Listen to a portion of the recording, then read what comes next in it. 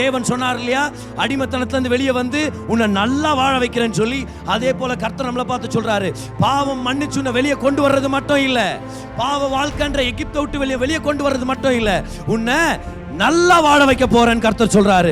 உடல் ஆரோக்கியத்துல குறைவுபட்டு போகாமல், பண பொருளாதாரத்துல குறைவுபட்டு போகாதபடி, ஹல்லேலூயா, குடும்ப ஆசீர்வாதத்துல குறைவுபட்டு போகாதபடி கர்த்தர் சொல்றார், ஒன்றுக்கும் குறைவுபடாம உன்னை நான் வாழ வைக்க சித்தமுள்ளவரா இருக்கிறேன். The blessing of the Lord. Amen. The blessing of the Lord. கர்த்தர் ஆசீர்வதிக்கிறவர், கொடுக்கிறவர், வாழ வைக்கிறவர். The Lord will bless you. The Lord will bless you. நம்ம படிக்கிறதே இல்லையா? கர்த்தர் புடுங்குவார், உங்ககிட்ட இருந்து எடுத்துக்கொள்வார், உனக்கு நஷ்டம் உண்டாகும் அப்படின்றது இல்லை. இயேசு கிறிஸ்து நமக்காக சாபத்தை அனுபவிச்சதுனால அவர் நிமித்தம் ஆசீர்வாதம் ஒவ்வொரு விசுவாசிக்கும் கொடுக்கப்பட்டிருக்குது. ஆசீர்வாதம்ன்றது ஏதோ ஒரு மலை மேலே இல்லை, பயபக்தியின் படிகளை எடுத்து வைத்து எப்படியாவது அந்த ஆசீர்வாதத்தை பிடிச்சிருவேன் பதர் சாவுறதுக்குள்ள அப்படின்ற போராட்டத்தின் வாழ்க்கையில் நம்ம வாழல. இயேசு கிறிஸ்து நமக்காக கீழ்ப்பணிந்தது நிமித்தம், அவர் நமக்காக சாபமானது நிமித்தம் ஆபிரகாமுக்கு உண்டான கர்த்தரின் ஆசீர்வாதம் நமக்கு உண்டாயிருக்குது. அப்போ ஏற்கனவே ஆசீர்வாதத்தை சுமந்து கொண்டவர்களாக தான் நம்ம இந்த இடத்துல வந்திருக்கிறோம். You are already carrying the blessing of the lord on your life. Amen. சில டைம் சூழ்நிலையை பார்க்கும்போது அப்படி தெரியாத மாதிரி இருக்கலாம், ஒரு சில விஷயத்தில் இன்னும் குறைபாடை பார்க்குற மாதிரி இருக்கலாம்.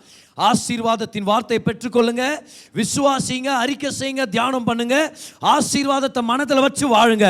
கூடிய சீக்கிரமாகவே கர்த்தரின் ஆசீர்வாதம் உங்கள் மேலே இருக்குது இல்லையா, அது சகல குறைபாடுகளை மேற்கொண்டு ஆசீர்வாதம்னா என்னன்னு ஜனங்க உங்களை பார்த்து தெரிஞ்சுக்க போகிறாங்க. எல்லா குறைவும் மாறும். கமான், எல்லா வியாதியுடைய நிலைமை மாறும். எல்லா விதமான குறைச்சலின் நிலைமை கர்த்தருடைய ஆசீர்வாதம் மாற்றி போடும். ஆசீர்வாதத்தை பெற்றுக்கொள்ளுங்க, அந்த வார்த்தையை பெற்றுக்கொள்ளுங்க, நம்புங்க. ஆசீர்வாதம் என்னன்னு உலகம் நம்மளை பார்த்து தெரிஞ்சுக்குவாங்க. பாருங்க, கர்த்தர் யார் நம்மளை பார்த்து தெரிஞ்சுக்குவாங்க. ஆமென். தான் கர்த்தருடைய ஆசீர்வாதம். இப்போ கர்த்தரின் ஆசீர்வாதம்னா என்ன அர்த்தம்? நம்ம பார்த்துட்டு இருந்தோம், ஒரு சில விஷயங்களை பார்த்தோம். நம்ம கர்த்தரின் ஆசீர்வாதம்னா அது தேவனுடைய சக்தி அப்படின்னு பார்த்தோம். அது ஒரு நல் வார்த்தை, கர்த்தர் நம்மளை பார்த்து பேசுகிற நல் வார்த்தைன்னு பார்த்தோம். கர்த்தருடைய ஆசீர்வாதம்னா முக்கியமான டெஃபினிஷன் நம்ம பார்த்தோம், நம்மை வாழ வைக்கும் தேவனுடைய வல்லமை. கத்துங்க, ஆசீர்வாதம் என்னது? நம்மை வாழ வைக்கும் தேவனுடைய வல்லமை. உங்க மேல கை வச்சுங்க, சொல்லுங்க, என்னை வாழ வைக்கும் தேவனுடைய வல்லமை. இதுதான் கர்த்தரின் ஆசீர்வாதம். எங்க போனாலும் நம்மளை வாழ வைக்கிறதுக்கு அந்த ஆசீர்வாதம் நம்ம மேல தங்கி இருக்குது. இந்த கர்த்தரின் ஆசீர்வாதம்ன்றது சகல நன்மைகளும் நம்மளுக்கு கொண்டு வரும். வெறும் பாவ மன்னிப்பு மட்டும் இல்லை, கர்த்தரின் ஆசீர்வாதம் செழிப்பை உள்ளடங்கியதாக இருக்குது. கர்த்தரின் ஆசீர்வாதம் தெய்வீக சுகம் அதிலே உள்ளடங்கியதாக இருக்குது. இது முழுசையும் கர்த்தர் நமக்காக சிலுவையில் ஆயத்தப்படுத்தி இருக்கிறார் அப்படின்னு நம்ம மறந்துடக்கூடாது. அதை முழுசாக பிரசங்கம் பண்ணாதான் அது சுவிசேஷம். உன் பாவங்கள் மட்டும் மன்னிக்கப்பட்டாச்சு, அப்புறம் எப்படியோ வந்து சேரு, எவ்வளோ கஷ்டப்பட்டு நொந்து நூலாய் எப்படியாவது வந்து சேர்ந்து ஒரு வகையில் மோட்சத்துக்குன்றது சுவிசேஷமே இல்லை. அது வெறும் அற சத்தியத்தை மட்டும்தான் பிரசங்கிக்கப்படுகிற ஒரு இடமா இருக்குது. ஆனால் எந்த சிலுவை நம்ம பாவத்தை நிவர்த்தி செய்ததோ அதே சிலுவை நம்ம தரித்திரத்தை நீக்கியது. அதை சொல்ல மறந்துடக்கூடாது. அதே சிலுவை சாபத்தை நீக்கியது. அதே சிலுவை நம்முடைய தொழில் முன்னேற்றத்துக்கு நமக்கு வல்லமை கொடுக்கிறதா இருக்குது. அதே சிலுவை நம்மளை ஒரு குறைவு இல்லாமல் வாழ வைக்க வல்லமையுடையதாக இருக்குது. Total package. சால்வேஷன் என்னது? டோட்டல் பேக்கேஜ், முழு ஆசீர்வாதங்களுடைய ஒரு தொகுப்பு அப்படின்னு சொல்லி நம்ம மறந்துடவே கூடாது. இப்போ இதை நம்பும் போது, இதை பேசும்போது, இதை பிரசங்கிக்கும் போது சிலர் நம்மளை பார்த்து இப்படியெல்லாம் பேசக்கூடாதுன்னு சொல்கிறதுக்கான வாய்ப்பு இருக்குது, இப்படியெல்லாம் நீங்கள் பிரசங்கிக்க கூடாதுன்னு சொல்கிறதுல வாய்ப்பு இருக்குது.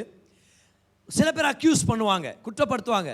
என்ன வெறும் ஆசீர்வாதத்தை மட்டும் பேசுகிறீங்க, நீங்கள் ஏன் வெறும் நன்மைகளை மட்டும் நீங்கள் பேசிட்டு இருக்கிறீங்க? இந்த சுகம் செழிப்பை பற்றி பேசி நீங்கள் ஜனங்களை அட்ராக்ட் பண்ணுறதுக்காக நீங்கள் பேசுகிறீங்க அப்படின்வாங்க ஜனங்க. சரியா? அவங்களை அட்ராக்ட் பண்ணுறதுக்காக, ஈர்க்கிறதுக்காக நீங்கள் பேசுகிறீங்க அப்படின்னு யார் யார் கர்த்தர் நல்லவன் பிரசங்கிக்கிறாங்களோ அவங்க எல்லார் மேலேயும் ஒரு குற்றச்சாட்டை எழுப்பி விட்டுருவாங்க. ஆனால் என்ன சொல்லுவாங்க, ஆனால் நாங்கள் பியோர் காஸ்பிளை ப்ரீச் பண்ணுறோம் அப்படின்னு ஒரு டிஃப்ரென்ஸை கொண்டு வருவாங்க. பியோர் காஸ்பிள்னால் என்னது? இப்போ சில இடத்துல நம்ம ஹோட்டலுக்கு நம்ம போவோம், வெஜ்ஜு நான்வெஜ்ஜு இருக்குதுன்னா அது புரிஞ்சுக்கிறோம். நம்ம பியோர் வெஜ் அப்படின்னு பார்த்துக்கிறீங்களா? எனக்கு தெரியலையே, இப்போ வெஜ்ஜுனா என்ன? வெஜ் தான், நீ பியோர் நீ ஏன் ஆட் பண்ணுமா இருக்குது? இப்போ சில பேர் அந்த மாதிரி பண்ணிடுவாங்க. பியோர் காஸ்பிளை நான் ப்ரீச் பண்ணுறேன். ஏன்னா அவங்களுடைய எண்ணம் என்னென்னா, பாவம் மன்னிப்பு பிரசங்கம் பண்ணுறது மட்டும்தான் பியூர் காஸ்பிள். அதே செழிப்பு, உடல் ஆரோக்கியம், அப்புறம் திருமண வாழ்க்கையின் ஆரோக்கியம், இதை பற்றியெல்லாம் பேசிட்டா இதெல்லாம் உலக விஷயங்கள், இதை பற்றியெல்லாம் பேசக்கூடாது, நீங்கள் பியூர் காஸ்பிளை ப்ரீச் பண்ணல அப்படின்னு கொண்டு வருவாங்க. கவனிங்க, காஸ்பிள் அப்படின்றது ஏசு கிறிஸ்து சிலுவையில் என்னென்ன செஞ்சு முடிச்சாரோ முழுமையாக பிரசங்கிக்கிறது தான் காஸ்பிள். வேதத்தில் அதை பார்க்குறோம், அதை நம்ம பிரசங்கிக்கிறோம். யாரையும் பிரியப்படுத்துறது நம்மளோட நோக்கம் இல்லை. தேவ ஜனங்கள் ஒரு நன்மை குறைவுபடாமல் வாழணும்னா சுவிசேஷம் தான் அதுக்கான வல்லமை. அதில் நம்ம காம்ப்ரமைஸ் பண்ணவே கூடாது, அதில் ஒரு குறையும் வச்சிடக்கூடாது. என்னென்ன செஞ்சு முடிச்சாரோ அத்தனையும் சொல்ல போகிறோம், அத்தனையும் நம்ம பிரசங்கிக்க போகிறோம். இதுதான் கர்த்தருடைய கிருபை. ஆமென். அப்போ வார்த்தை பிரசங்கிக்கப்படும் போது முழுமையான சுவிசேஷம் இருக்குதான்னு தெரிஞ்சுதான் நம்ம ஆமேன்னு சொல்லி கைத்தட்டி நம்ம பெற்றுக்கொள்ளணுமா இருக்குது. இப்போ நீங்கள் பிரசங்கத்தை முடிச்சு நீங்கள் வீட்டுக்கு போகும்போது யூடியூப்லேயோ ஏதோ ஒரு கிறிஸ்டியன் சேனலில் இன்னொரு செய்தியை கேட்குறீங்க, நல்லது தான். எவ்வளோ செய்திகள் கேட்டாலும் நம்மளுக்கு சந்தோஷம், கர்த்தருடைய வார்த்தை கேட்டா நல்லது. ஆனால் ஒருவேளை பிரசங்கிக்கும் போது அவங்க வெறும் பாவ மன்னிப்பு தான் உங்களுக்கு, இங்கே சுகத்தை எதிர்பார்க்காதீங்க, செழிப்பை எதிர்பார்க்காதீங்கன்னு சொல்லிட்டாங்கன்னா அதுக்கும் ஆமேன்னு சொல்லி கைத்தட்ட வேண்டாம். இப்போ இங்கே வர்றோம், ஆமேன்னு சொல்கிறோம், கைத்தட்டுறோம், குதூகலத்தோட கர்த்தருடைய வார்த்தை பெற்றுக்கொள்கிறோம். எதுக்கு ஆமேன்னு சொல்கிறோன்னு ஜாக்கிரதையாக இருங்கன்றேன். ஏன்னா சில நேரத்தில் அப்படி ஆயிரும். நான் சண்டே ஸ்கூல் அட்டென்ட் பண்ணிட்டு இருந்த ஒரு சர்ச்சில் நடுவில் எப்படி சொல்லுவாங்க பாருங்கள், நடுவில் சொல்லுவாங்க தூங்குறவங்கலாம் ஒரு ஆமேன்னு சொல்லுங்கன்னு. அங்கே ஒரு 5 பேர் ஆமேன்னு பண்ணிட்டு இருப்பாங்க. என்ன ஒன்று அவங்க தூங்கிட்டாங்கன்னு அர்த்தம் இல்லை, ஆனால் கேட்காம ஆமேன்னு சொல்லிட்டாங்கன்னு அர்த்தம். புரியுதா நான் சொல்கிறேன்? ஸோ வார்த்தை வரும்போது அது சத்தியமானு தெரிஞ்சு ஆமேன்னு சொல்லி பெற்றுக்கொள்ளுங்கன்றேன். இப்போ நான் சொல்கிறதுனால அது கரெக்டுன்னு அர்த்தம் இல்லை, வார்த்தை சொன்னால் தான் அது கரெக்டு. அப்போ நான் சொல்கிறத வார்த்தையிலேருந்து எடுத்து காமிச்சா அது உண்மை. அப்போது வசனத்தை படிச்சுட்டே இருக்கிறோம், நம்ம படிக்கிறோம், லாசரு மரித்து போனான் ஆமேன் அப்படின்னீங்கன்னா என்ன யூஸ் இல்லையா அதில்? கரெக்டாக இல்லையா? நம்ம பார்க்குறோம் லாசரு உயிர் தெழுந்தார், அது ஒரு நல்ல நேரமாக இருக்குது.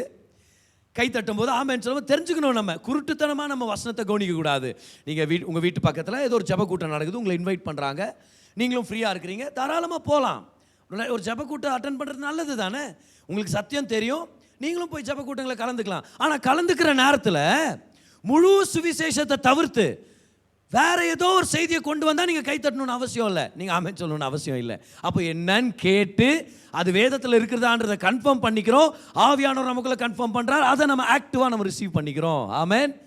எஸ், அவ குருட்டுத்தனமாக நம்ம இருக்கக்கூடாது. பஸ் நேரத்தில் அப்படியே நம்ம கை தட்டக்கூடாது, இல்லைனா ஆமேன்னு சொல்லி நம்ம அந்த ஆமையை வீணடிச்சிடக்கூடாதுன்னு சொல்கிறேன் நான். ஒரு இடத்துல பாருங்கள், வெள்ளம் வந்துருச்சு. அந்த இடம் ஒரு டூரிஸ்ட் ஸ்பாட்டு, ஒரு ஹோட்டல்.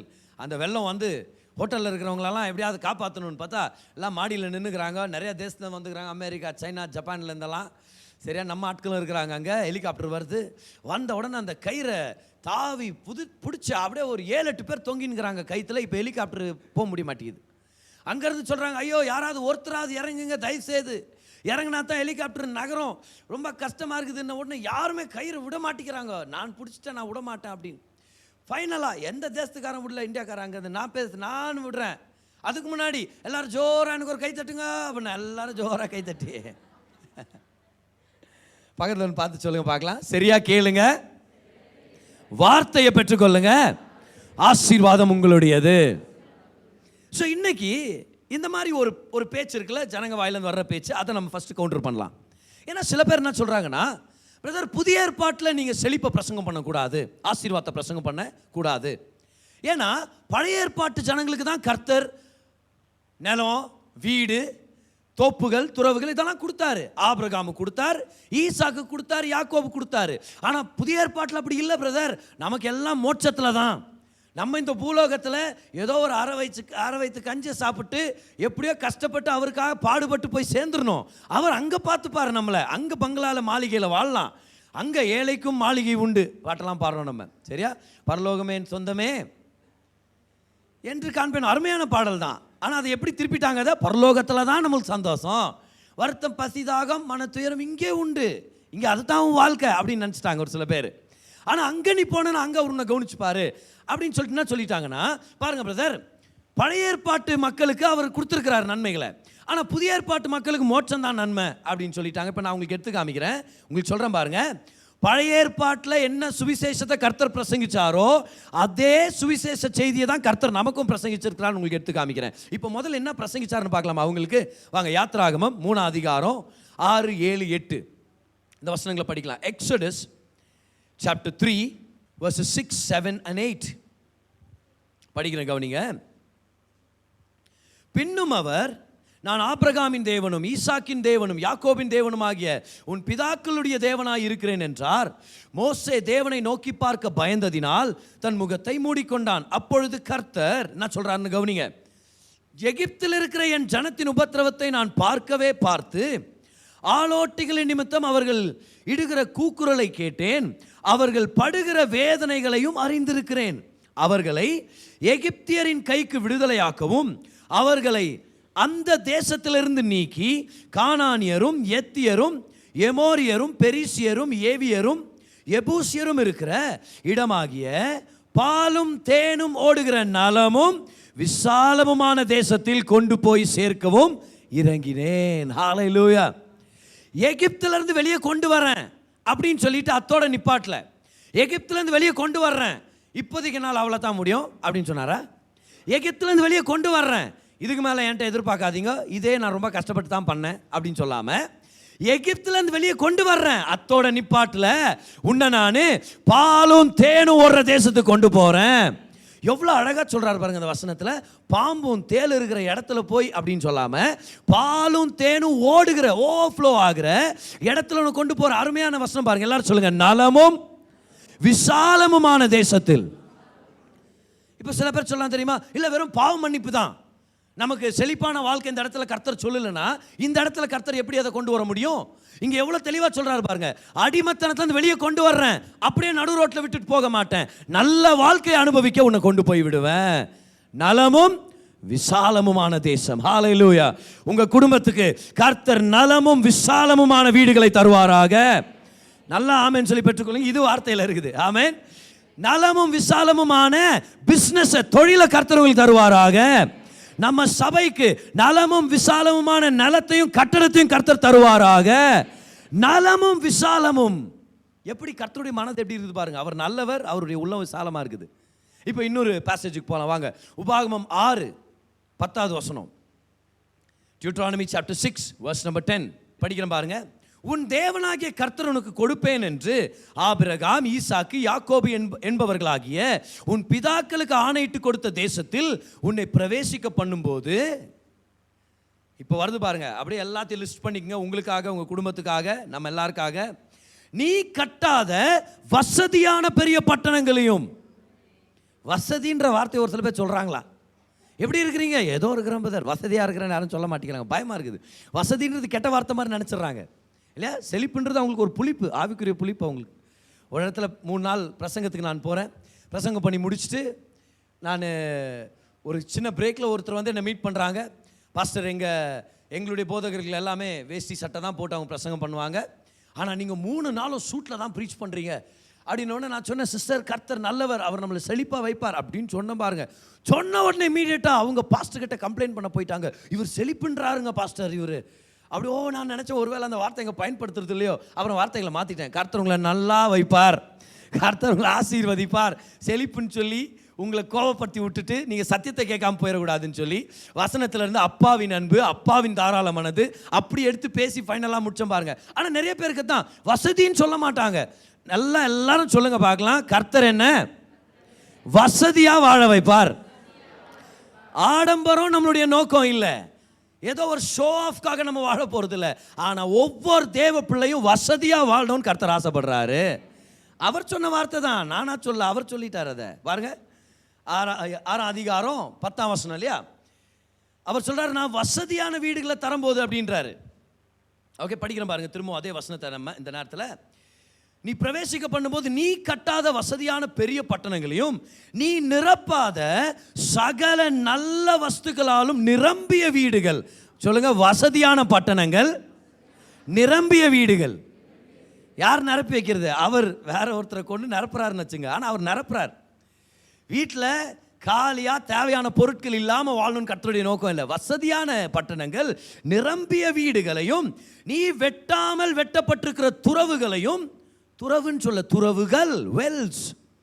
ஏன் அப்படி சொன்னாரு? அடுத்தது பாருங்க, நீ நடாத திராட்சை செடியையும் அப்படின்னு சொல்லாம நீ நடாத திராட்சை தோட்டங்களையும். வெறும் தோட்டம்னு சொல்ல, தோட்டங்கள் அப்படின்றாரு. தோட்டங்களையும் ஒலிவ தோப்புகளையும் அவர் உனக்கு கொடுப்பதினால் நீ சாப்பிட்டு திருப்தியாகும் போது. என்ன அருமையாக கர்த்தர் பேசுகிறாரு பாருங்க. நீ கட்டாத வசதியான பட்டணங்கள், நீ நிரப்பாத நிரம்பிய வீடுகள், அதுக்கப்புறம் நீ தோண்டாத துறவுகளும், நீ நடாத திராட்சை தோட்டங்களும் ஒளிவ தோப்புகளையும் திருப்தியா சாப்பிட்ற மாதிரி. எல்லாம் சொல்லுங்க, திருப்தியா சாப்பிடணும். நான் இது கர்த்தருடைய விருப்பம். அப்படின்னா எல்லா விஷயத்திலும் நம்ம குறைவில்லாமல் நிறைவாக வாழணுன்றது. சில பேர் சொல்கிறாங்க தெரியுமா, ஏதோ கர்த்தருக்காக வாழ்ந்து, ஏதோ ஒரு வாரத்தில் ஒரு குடிசையில் வாழ்ந்து, அப்படியே ஒரு அரை வயிற்று கஞ்சியோடு நான் பரலோகத்துக்கு போகலான்னு இருக்கிறேன் அப்படின்றதெல்லாம் இந்த வசனத்துடைய வெளிப்பாடை பெற்றுக்கொள்ளாமல் வாழ்கிற ஒரு வாழ்க்கை. தேவ பக்தர்களை நம்ம கனப்படுத்துகிறோம்.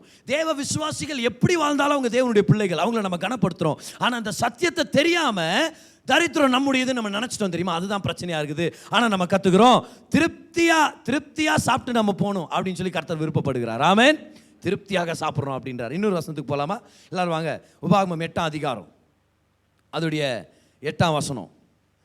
அப்படியே அங்கே தான் இருக்கிறீங்க. டியூட்ராமனி சாப்டர் 8. ஒருத்தர் வந்து அப்படி தான் கேட்பார், டியூட்ராமனியா அப்படின்னாரு. டியூட்ராமனி தான். வாங்க, சாப்டர் 8 and verse number 8. அது கோதுமையும் வார்கோதையும் திராட்சை செடிகளும், இதெல்லாம் அந்த தேசத்தை பற்றி பேசுகிறாரு பாருங்க. 7ஆம் வசனத்தை படிக்கிறேன். கர்த்தர் உன் தேவனாகிய கர்த்தர் உனக்கு நல்ல தேசத்தில் பிரவேசிக்க பண்ணுகிறார். அது பள்ளத்தாக்குகளிலும் மலைகளிலும் இருந்து புறப்படுகிற ஆறுகளும் ஊற்றுகளும் ஏரிகளும் உள்ள தேசம். அது கோதுமையும் வார்கோதுமையும் திராட்சை செடிகளும் அத்தி மரங்களும் மாதளம் செடிகளும் உள்ள தேசம். அது ஒலிவ மரங்களும் எண்ணெயும் தேனும் உள்ள தேசம். அது தாழ்ச்சி இல்லாமல் அப்பம் புசிக்கத்தக்கதும், கவனிச்சிங்களா, குறைவில்லாமல் அப்பம் புசிக்கத்தக்கதும், ஒன்றும் உனக்கு குறைவுபடாததுமான தேசம். புதிய ஏற்பாட்டு வாழ்க்கை. ஒன்றும் குறைவுபடக்கூடாதுன்னு கர்த்தர் சொல்றாரு. அது கல்லுகள் இரும்பாய் இருக்கிறதும் செம்பு வெட்டி எடுக்கத்தக்க மலைகள் உள்ளதுமான தேசம். அப்போ இந்த 3 வசனங்களை நம்ம பார்க்குறோம். கர்த்தர் வெறும் எகிப்திலிருந்து வெளியே கொண்டு வந்துட்டு எக்கடை கெட்டு போப்பா அப்படின்னு விடாம நல்ல தேசத்துக்கு கொண்டு போறார். எப்பேற்பட்ட நல்ல தேசம்? பாலும் தேனும் ஓடுகிற நலமும் விசாலமான தேசம். அந்த தேசத்தில் கொண்டு போயிட்டு நின்னாம பண்ணிக்கோன்னு சொல்லாம, அங்க அவங்க கட்டாத வசதியான பட்டணங்கள், நிரம்பிய வீடுகள், அப்புறம் அவங்க தோண்டாத துறவுகள், அவங்க நடாத திராட்சை தோட்டங்களும் ஒலிவ தோப்புகளும் கொடுத்து நீ திருப்தியா சாப்பிடுனா, நல்லா கவனிங்க, இதுதான் நம்முடைய தேவனுடைய உள்ளம். இப்போ நீங்க கேட்கலாம், பிரதர் இதெல்லாம் பழைய ஏற்பாட்டு வசனம் தானே பிரதர் படிச்சிங்க, அப்போ இதெல்லாம் அவங்களுக்கு மட்டும் தானா, நமக்கு இல்லையா? நமக்கு வந்து கிறிஸ்துவுக்காக பாடு அனுபவிச்சு அப்படியே போய் அங்கே சேர்றது தானே நம்மளுடைய பங்குன்னு கேட்டிங்கன்னா, இப்போ வாங்க எபிரேயர் 4ஆம் அதிகாரம் முதல் 2 வசனங்கள். Hebrews chapter 4 verses 1 and 2 படிக்கிறேன் பாருங்க ஸ்கிரீன்ல இருந்து உங்களுக்கு. ஆனபடினாலே அவருடைய இளைப்பாறுதலில் பிரவேசிப்பதற்கு ஏதுவான வாக்குத்தத்தம் நமக்கு உண்டாயிருக்க, உங்களில் ஒருவனும் அதை அடையாமல் பின்வாங்கி போனவனாக காணப்படாதபடிக்கு பயந்திருக்க கடவோம். கர்த்தர் இளைப்பாறுதலின் வாக்குத்தத்தத்தை கொடுத்திருக்கிறார், நீங்க யாரும் மிஸ் பண்ணிடாதீங்க அப்படின்னு சொல்லிட்டு 2ஆம் வசனத்தில் இஸ்ரவேல் ஜனங்களை பற்றியும் பேசுகிறேன், நம்மளை பற்றியும் பேசுகிறார் பாருங்க. ஏனெனில் சுவிசேஷம் அவர்களுக்கு அறிவிக்கப்பட்டது போல நமக்கும் அறிவிக்கப்பட்டது. எல்லாரும் பாருங்க, அவங்களுக்கு அறிவிக்கப்பட்ட சுவிசேஷம் என்னது? நீ எகிப்தியர் உடைய கையிலிருந்து வெளியே வந்து நலமும் விசாலமுமான பாலும் தேனும் ஓடுகிற தேசத்தில் கொண்டு போகிறேன். வசதியான பட்டணங்கள், நிரம்பிய வீடுகள், நீ தோண்டாத துறவுகள், நீ நடாத திராட்சை தோட்டமும் ஒலிவ தோப்பு, திருப்தியா சாப்பிடு. எல்லாரும் சொல்லுங்க, சுவிசேஷம் அவங்களுக்கு மட்டும்தானா? இல்ல, பவுல் சொல்றாரு, ஏனெனில் சுவிசேஷம் அவர்களுக்கு அறிவிக்கப்பட்டது போல நமக்கும் அறிவிக்கப்பட்டது. எல்லாரும் சொல்லுங்க, ஒரே சுவிசேஷம் சொல்லுங்க தேவ ஜனத்துக்கு சொந்தமா இருக்குது. இப்போ பிரமாணங்கள் வேற, நியாய பிரமாணம் வேற, இந்த இடத்துல கிருபை அப்படின்றது ஒரு வேற விஷயமா இருக்குது. உடன்படிக்கைகள் வேற. ஆனா சுவிசேஷம் அவங்களுக்கு அடையாளமா பிரசங்கிக்கப்பட்டது, நமக்கு நிஜமாகவே அதை நம்ம பார்க்கிறோம். அது நிறைவேறப்பட்ட சுவிசேஷத்தில் நம்ம வாழ்ந்துட்டு இருக்கிறோம். The message of the gospel remains the same. அவங்களுக்கு அடையாளமா பார்க்குறாங்க, அது அத்தனையும் நமக்கு அத்தனையும் கர்த்தர் நிஜமாக்கி கொடுக்குறார். அப்போ ஒரே சுவிசேஷம் தான். அவங்கள பார்த்து தேவன் சொன்னார் இல்லையா, அடிமைத்தனத்திலிருந்து வெளியே வந்து உன்னை நல்லா வாழ வைக்கிறேன்னு சொல்லி, அதே போல கர்த்தர் நம்மளை பார்த்து சொல்றாரு, பாவம் மன்னிச்சு உன்னை வெளியே கொண்டு வர்றது மட்டும் இல்லை, பாவ வாழ்க்கைன்ற எகிப்தை விட்டு வெளியே கொண்டு வர்றது மட்டும் இல்லை, உன்னை நல்லா வாழ வைக்க போறேன்னு கர்த்தர் சொல்றாரு. உடல் ஆரோக்கியத்தில் குறைவுபட்டு போகாமல், பண பொருளாதாரத்தில் குறைவுபட்டு போகாதபடி, ஹல்லேலூயா, குடும்ப ஆசீர்வாதத்தில் குறைவுபட்டு போகாதபடி கர்த்தர் சொல்றார், ஒன்றுக்கும் குறைவுபடாம உன்னை நான் வாழ வைக்க சித்தமுள்ளவராக இருக்கிறேன். ஹல்லேலூயா. இன்னும் அருமையான தேவன் பாருங்க. பக்கத்தில் ஒரு பார்த்து சொல்லுங்க, அதே சுவிசேஷம் சொல்லுங்களேன். சொல்லுங்க, இன்னொருத்தரை பார்த்து சொல்லுங்க, சேம் காஸ்பல்னு சொல்லுங்க. அப்போ ஆபிரகாம், ஈசாக், யாக்கோபு நிலங்களையும் வீடுகளை வாங்கி நல்லா சந்தோஷமாக செழிப்பாக இருந்தாங்கன்னா அதை விட அதிகம் தான் நம்ம நம்பணுமே தவிர குறைவாக நம்ம நம்பவே கூடாது. ஏன்னா கர்த்தர் அவங்களுக்கு ஆட்டு ரத்தமும் மாட்டு ரத்தத்துக்கு கீழே இது அவைலபிள் ஆக்கினார்னா நமக்கு ஏசு கிறிஸ்துவின் ரத்தத்தினால இது அவைலபிள் ஆக்கி இருக்கிறார். அது நிமித்தம் நம்ம நல்லா இருப்போம். அவரை நம்புறவங்க நல்லா இருப்பாங்க. இன்னொரு தடவை சொல்கிறேன், அவரை சேவிக்கிறவங்க நல்லா இருப்பாங்க. உங்களுக்கு புரியல பாரு, அவரை ஆராதிக்கிறவங்க ரொம்ப நல்லா இருப்பாங்க. இல்லை, நான் உங்களுக்கு வசனத்தை காமிச்சிடுறேன் நான். சரியா, வசனத்துக்கு வாங்க எல்லாரும். யோபு 36:11 வாங்க. யோபு 36:11. ஏன்னா நிறைய பேர் நினச்சிக்கிறாங்க, ஏசுக்கிட்ட வர்றியா பிரச்சனை ஸ்டார்ட்டுப்பா, ஜாகிரதையா இருப்பா, பாடுகளின் வாழ்க்கை அப்படின்வாங்க. கர்த்தரை சேவிச்சா என்ன நடக்குது அப்படின்னு பார்த்துடலாமா? பாருங்க, யோபு 36:11. இப்போ யோபு புத்தகத்தில் எல்லா பகுதியையும் நமக்கு நம்ம எடுத்துக்க கூடாது. ஏன்னா ஒரு சில பகுதிகளை மன விரக்தியில் யோபு பாடிட்டார் அந்த பாட்டை. அப்புறம் லாஸ்ட் அவரே மன்னிப்பு கேட்பார், தெரியாமல் நானும் சொல்லிவிட்டாண்டவரே மன்னிச்சிருங்க அப்படின்வார். அதனால ஒரு ஆரம்பத்தை சொன்னதெல்லாம் சீரியஸ் ஆத்துக்குன்னு நம்ம வார்த்தையின் வாக்கு தத்தமாக எடுத்துக்கக்கூடாது. அதை ஒரு பகுத்தறிய கற்றுக்கணும், நம்ம டிசர்ன் பண்ண கற்றுக்கணும். இப்போ இந்த பகுதி எலிஹூ அப்படின்ற ஒரு தேவ மனுஷன் பேசுனது. அதனால் இந்த பகுதியை நம்ம திறந்த மனதோடு பெற்றுக்கொள்ள முடியும். ரெடியாக இருக்கிறீங்களா? இந்த வசனத்தை ஒரு தடவை படிச்சுன்னா அதுக்கப்புறம் நம்ம எல்லாரும் சேர்ந்து படிக்க போகிறோம். இன்றைக்கி நம்மளுடைய மெடிடேஷனல் வர்ஸ் இதுதான். அவர்கள் அடங்கி அவரை சேவித்தால், தேவனை சேவித்தால், தங்கள் நாட்களை நன்மையாகவும் தங்கள் வருஷங்களை செல்வ வாழ்வாக போக்குவார்கள். எல்லாரும் சேர்ந்து படிக்கலாமா? ஓகே, படிங்க. 1 2 3 கோ. அவர்கள் அடங்கி அவரை சேவித்தால் தங்கள் நாட்களை நன்மையாகவும் தங்கள் வருஷங்களை செல்வ வாழ்வாகவும் போக்குவார்கள். கவனிச்சிங்களா எவ்வளோ அருமையாக இருக்கு இந்த வசனம்? கர்த்தரை சேவை செஞ்சா வெறும் பாடுன்னு ஒரு சில பேர் சொல்லிட்டாங்க. இப்போ கிறிஸ்துவுக்குள்ள நம்ம வாழும்போது உபத்திரவம் உண்டா இல்லையா? Yes, persecution is included in the believers journey. ஒவ்வொரு விசுவாசிக்கும் கிறிஸ்துவ நிமித்தம் உபத்திரவம் உண்டு. இந்த உலகத்தில் நம்மளுக்கு இருக்கிற ஒரே ஒரு பாடு அது ஒன்று தான். வியாதியிலிருந்து வர்ற பாடு நம்முடையதல்ல. வறுமையினால் இருக்கிற பிரச்சனை அது நம்மளுடையதல்ல. தரித்திரம் நம்மளுடையதில்லை. விபத்துகள் நம்மளுடையதில்லை. தீமை நம்மளுடையதில்லை. உபத்திரவம் மட்டும்தான் நமக்கு உண்டா இருக்குது. அது கிறிஸ்துவ நேசிக்கிற அத்தனை பேருக்கும் எங்கே இருந்தாலும் எந்த தேசத்தில் இருந்தாலும் அவங்களுக்கு அது வரும். ஆனால் ஒரு விசுவாசியுடைய வாழ்க்கை பயணம் போது பயணமே பாடுகளின் பயணம் அப்படின்னு சொல்லி ஒரு நாள் நம்ம பார்க்குறதே இல்லை. நிறைய பேர் இந்த பாடுகளை பிரதானப்படுத்திடுவாங்க, பாடுகளை எஸ்டீம் பண்ணிடுவாங்க. பாடுகள் தான் கிறிஸ்தவ வாழ்க்கையே பாடுகள் நிறைஞ்ச ஒரு வாழ்க்கை. ஆண்டவர் இதை தான் விருப்பப்படுறாரு, எல்லாருக்கும் பாடுகளை தருவார் அப்படின்னுறாங்க. இந்த வசனத்தை உங்களுக்கு காமிச்சிடுறேன் வாங்க. சங்கீதம் 35:27. சங்கீதம் 35:27 பாருங்க. கர்த்தர் அவரை நேசிக்கிற அவருடைய ஜனங்களுக்கு என்ன வைத்திருக்கிறார் அப்படின்றது பாருங்களேன். சங்கீதக்காரன் பாடுறாரு, என் நீதி விளங்க விரும்புகிறவர்கள் கம்பீரித்து மகிழ்ந்து தமது ஊழியக்காரனுடைய சுகத்தை விரும்புகிற கர்த்தர். கவனிச்சிங்களா? தம்முடைய ஊழியக்காரனுடைய சுகத்தை விரும்புகிற கர்த்தருக்கு மகிமை உண்டாவதாக என்று எப்போதும் சொல்ல கடவர்கள். அப்போ பாடுகளை மேன்மைப்படுத்தி, பாடுகளை பிரதானப்படுத்தி, கிறிஸ்தவ வாழ்க்கையே ஒரு பாடு நிறைஞ்ச ஒரு வாழ்க்கை, அது ஒரு வேதனையான ஒரு வாழ்க்கை அப்படின்னு சொல்லி கிறிஸ்தவ வாழ்க்கையை ஒரு பெயின்ஃபுல் லைஃபாக யாராவது ஒரு பிக்சர் பெயிண்ட் பண்ணாங்கன்னா அதை நீங்கள் ரிஜெக்ட் பண்ணுங்க இயேசுவின் நாமத்தில். பேப்டிசம் டைம்லேருந்து சொல்லி விட்டுருவாங்க. சரியா? பேப்டிசம் அந்த கிறிஸ்துவுக்காக வாழ்க்கை அர்ப்பணிக்கிறன உடனே, தம்பி எடுத்துட்டா தீர்மானம்? எடுத்துட்டா அங்கிள், ஆயத்தமாக பிசாசு வருவான், நீ ஞானஸ்தானம் எடுத்து வெளியே வந்த உடனே அப்படியே தொட்டி பக்கத்தில் தான் அவர் வீடு இருக்கிற மாதிரி இப்படி ஓடி வந்து அட்டாக் பண்ணுவான்ற மாரி அப்படி அந்த தொட்டிலேருந்து வெளியே வரும்போதே பாடுகளை பற்றி தான் பாட்டு பாடி எழுப்புவாங்க. பார்த்துக்கிறீங்களா அதை?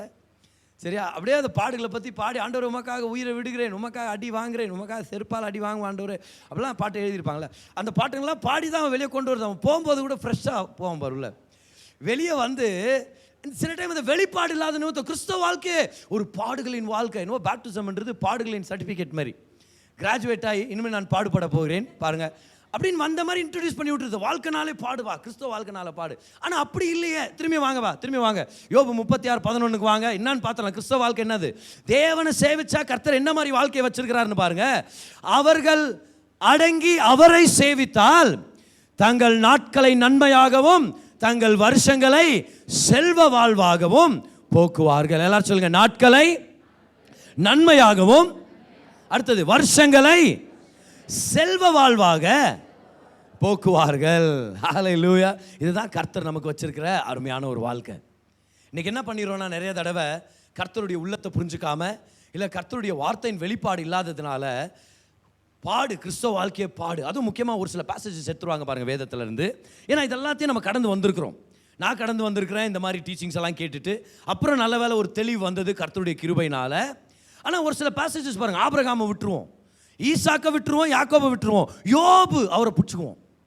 யோபு பாடுபட்டது போல, ஆண்டவரே யோபுக்கு நடந்தது போல நானும் ஒரு யோபுன்றார். அன்றைக்கி ஒருத்தர்கிட்ட, பிரதர் என் வாழ்க்கையில் உபத்திரம், நானும் ஒரு யோபு பிரதர் அப்படின்றார். என்ன பிரதர்னா ஒரு சில பிரச்சனைகளை சொல்கிறாரு. நான் அவரை பார்த்து சொல்லான்னு இருந்தேன், யோபுடைய பிரச்சனை 9 மாதம் தான் இருந்துச்சு. நீங்கள் யோபா இருந்தால் எவ்வளோ நாள் ஆகுறீங்க சொல்லுங்கள் பார்க்கலான்னு கேட்கலான்ங்கிறேன் நான். யோபு பிரச்சனையிலேருந்து வெளியே வரும்போது ரெட்டிப்பான நன்மையோடு வந்தார். நீங்கள் 19 வருஷமாக அதே பிரச்சனையில் இருந்துன்னு இன்னும் ஒரு ரெட்டிப்பான நன்மை பார்க்கலான்னு நான் யோபுன்னு சொல்லக்கூடாது. உண்மை என்னென்னா, புதிய ஏற்பாட்டில் யாருக்குமே யோபுக்கு நடந்தது நடக்காது. அது இன்னொரு நாள் ஒரு நாள் லெசன் எடுக்கிறேன் நான், சரியா? அதை பற்றி ஒரு சீரீஸே நம்ம எடுக்கலாம். ஆனால் எல்லாம் நல்ல பேசேஜ் விட்டுருவாங்க. யோபுக்கு நடந்த பாடு, அதுவும் அந்த 2 அதிகாரம் இருக்கு பாரு, அதுதான் யோபு 1, 2. அதையே மாற்றி மாற்றி இந்த வாரம் 1, அடுத்த வாரம் 2, அதுக்கு அடுத்த வாரம் திரும்பி 1, திரும்பி ஒரே தோசையை திருப்பி திருப்பி போட்டு ஜனங்களை வறுத்து எடுக்கிறது. அப்படியே கர்த்தர் கொடுத்தார், கர்த்தர் எடுப்பார். இப்போ நீங்கள் சொல்லுங்கள், வசனத்தில் சொல்லுங்கள் பார்க்கலாம். கர்த்தர் கொடுத்தார், எடுத்தது யாரு? யோபு படித்தவங்க ஆன்சர் பண்ணுங்க. யார் எடுத்தது? கர்த்தர் கொடுத்தார். எடுத்தது யாரு? கர்த்தர் என்ன பண்ணார்? அப்புறம் போனால் போகட்டும் போடா யோபு, நான் என்னடா பண்ணிட்டோம் அப்படியே சொன்னார். என்ன பண்ணார் சொல்லுங்க? கர்த்தர் அவனை ரெட்டிப்பான நன்மைகளால் நிரப்பினார். அப்போ எப்படி சொல்லணும் நம்ம எல்லாரும்? கர்த்தர் கொடுத்தார், கர்த்தர் எடுத்தார்னு சொல்லக்கூடாது. வெளிப்பாடு இல்லாதவங்களை போல என்ன நம்ம சொல்லணும்? சொல்லுங்க, கர்த்தர் கொடுத்தார், பிசாசு எடுத்தால் கர்த்தர் ரெட்டிப்பாக கொடுப்பார். புரிச்சுக்கிட்டவங்க கை உயர்த்தி இப்போ நீங்கள் சொல்லுங்க பார்க்கலாம். அதை சரி சரி கை தட்டிடுங்க. இதெல்லாம் நல்ல வார்த்தை தான். ஹல்லேலூயா. சொல்லுங்க, கர்த்தர் கொடுப்பார், பிசாசு எடுத்தால் கர்த்தர் ரெட்டிப்பாக தருவார். ஏன்னா கர்த்தர் கொடுக்கிறவர், கர்த்தர் நல்லவர். ஆனால் அந்த வசனத்தை பிடிச்ச கர்த்தர் கொடுத்தார், கர்த்தர் எல்லாத்துலையுமே. பிரதர் இந்த மாதிரி வேலை போயிடுச்சு பிரதர், கர்த்தர் கொடுத்தார், கர்த்தர் எடுத்தார் பிரதர், என்ன பிரதர் பண்ணுறது? பிரதர் யாவனோ ஒருத்தர் பஸ்ஸில் போகும்போது பிக் பாக்கெட் அடிச்சிட்டா பிரதர், கர்த்தர் கொடுத்தார், கர்த்தர் எடுத்தார். கர்த்தராக பிக் பாக்கெட் அடிச்சாரு? யோசிச்சு பாருங்க பார்க்கலாம். என்ன ஆச்சு பிரதர்? இது மாதிரி கிட்னி ஸ்பாயில் ஆச்சு பிரதர், இது மாதிரி கிட்னியவே டாக்டருங்க ஆப்ரேஷன் பண்ணி எடுத்துணுன்றாங்க. கர்த்தர் கொடுத்தார், கர்த்தர் எடுத்தார். எல்லாத்துக்கும் அதை கொண்டு வந்தால் என்ன பண்ணுறது சொல்லுங்க பார்க்கலாம்? எப்படி ஜனங்க ஜெபம் பண்ணுறது? முக்கியமாக இந்த நம்ம நேசிக்கிறவங்க பிரிஞ்சு போகிற அந்த டைம் இருக்குது, நம்ம மரண சூழ்நிலைகளை இதை வந்து பேசிட்டு போயிடுவாங்க. அவங்க அப்பா இறந்து போயிருப்பார், அம்மா இறந்து போயிருப்பாங்க, அவ்வளோ மனசு உடஞ்சி பிள்ளைங்க அழுதுட்டு இருப்பாங்க பாரு. அங்கே போய் பிரசங்கம் பண்ணுறன்ற பேரில் கர்த்தர் கொடுத்தார், கர்த்தர் எடுத்தார்னா எப்படி ஜெபம் பண்ணுவாங்க? ஆண்டவர்கிட்ட வந்து ஒரு இடத்துல அப்படி தான் நம்ம நீல் சந்திராவில் தான் பாருங்கள், ஒரு இடத்துல ஒரு சாவு. நான் காலேஜ் படிக்கிற டைமில் அப்போ எனக்கு தெரிஞ்சவர் அங்கே போகிற, அவ்வளோ ஒரு மன வேதனையின் இடம், நேசித்த தகப்பன் இல்லை. அங்கே ஒருத்தர் பிரசங்கம் பண்ணுறன்ற நேரத்தில் அவர் பிரசங்கம் பண்ணுறார். அவர் சொல்கிறார், ஒரு ராஜா இருந்தார். அந்த ராஜா வீட்டில் ஒரு தோட்டம் இருந்துச்சு. அந்த தோட்டத்தில் நிறையா ரோஜா பூக்கள் இருந்தது. ஒரு நாள் அந்த ராஜா வாக்கிங் போகிற மாதிரி அப்படியே வெளியே வந்தார். நிறைய ரோஜாக்கள் மத்தியில் ஒரே ஒரு ரோஜா சிகப்பாக ரொம்ப அழகாக இருந்துச்சு. அந்த ரோஜாவை அப்படியே பிச்சு எடுத்துன்னு போயிட்டாரு. அவருடைய பேலஸில் ஒரு வாசலில் வைக்கிறதுக்காக எடுத்துன்னு போயிட்டாரு. அப்படி தான் அவங்க அப்பா. இவர் ஒரு அழகான ரோஜா வந்தார். அந்த ராஜா பார்த்தாரு, எனக்கு இந்த ரோஜா வேணும்னு அப்படியே பிடுங்கிட்டு உள்ளே போயிட்டாரு. கர்த்தர் கொடுத்தார், கர்த்தர் எடுத்தார். நான் யோசிக்கிறேன், இவ்வளோ அழகாக கதையை சொன்னார், இந்த ரோஜாவை கர்த்தர் எப்போ எடுப்பார்? வெளியே நான் அப்படி சொல்ல, வெளியே, ஏன்னா அது ஞானம், அப்படி சொல்லக்கூடாது. நான் நீ இவ்வளோ அருமையாக அந்த கதையை சொல்கிறாரு, இந்த குண்டு ரோஜாவை, இந்த சிகப்பு ரோஜாவை எப்போ அவர் எடுப்பார்? கண்டதுக்கும் கர்த்தர் கொடுத்தார், கர்த்தர் எடுத்தார். எல்லாத்துக்கும் அது என்ன சம்பவம், என்னத்துக்கு நடந்துச்சு அது யோபுக்கு? விசுவாசிக்கு அது நடக்க நேரிடுமா? நமக்கு ஒரு மத்தியஸ்தர் இருக்கிறார். அன்னைக்கு பிசாசு போய் கர்த்தருடைய சமூகத்தில் நின்று யோபுக்கிட்ட இதெல்லாம் திருட போகும்போது அங்கே மத்தியஸ்தர் இல்லை, இயேசு இல்லை. இன்னைக்கு பிதாவுடைய வலது பக்கத்தில் நமக்காக இயேசு இருக்கிறார். பிசாசு அங்கே நுழையவே முடியாதுன்னு சொல்கிறேன் நான். இயேசுவின் ரத்தத்தினால பரலோகத்தில் இருக்கிற விஷயங்களை கர்த்தர் சுத்திகரிச்சிருக்கிறார். நமக்காக பரிந்து பேசுகிற இயேசு இருக்கிறார். நம்ம பாவம் பண்ணோம்னா ரத்தம் நமக்காக பரிந்து பேசுகிறது. ரத்தம் நம்மளை பார்த்து சொல்லுது, அவன் நீதிமான், அவன் தவறு பண்ணியிருக்கலாம், ஆனால் இயேசுவின் ரத்தத்தால் கழுவப்பட்ட நீதிமான், அவனுக்கு தீமை உண்டாகாதபடிக்கு கர்த்தருடைய ரத்தம் பாதுகாப்பாக இருக்குது. ஹல்லேலூயா. அப்போ கிறிஸ்தவ வாழ்க்கை வாழ்க்கையே அந்த லைஃபே ஒரு ஒரு பாடுகளை நிறைந்த ஒரு வாழ்க்கை.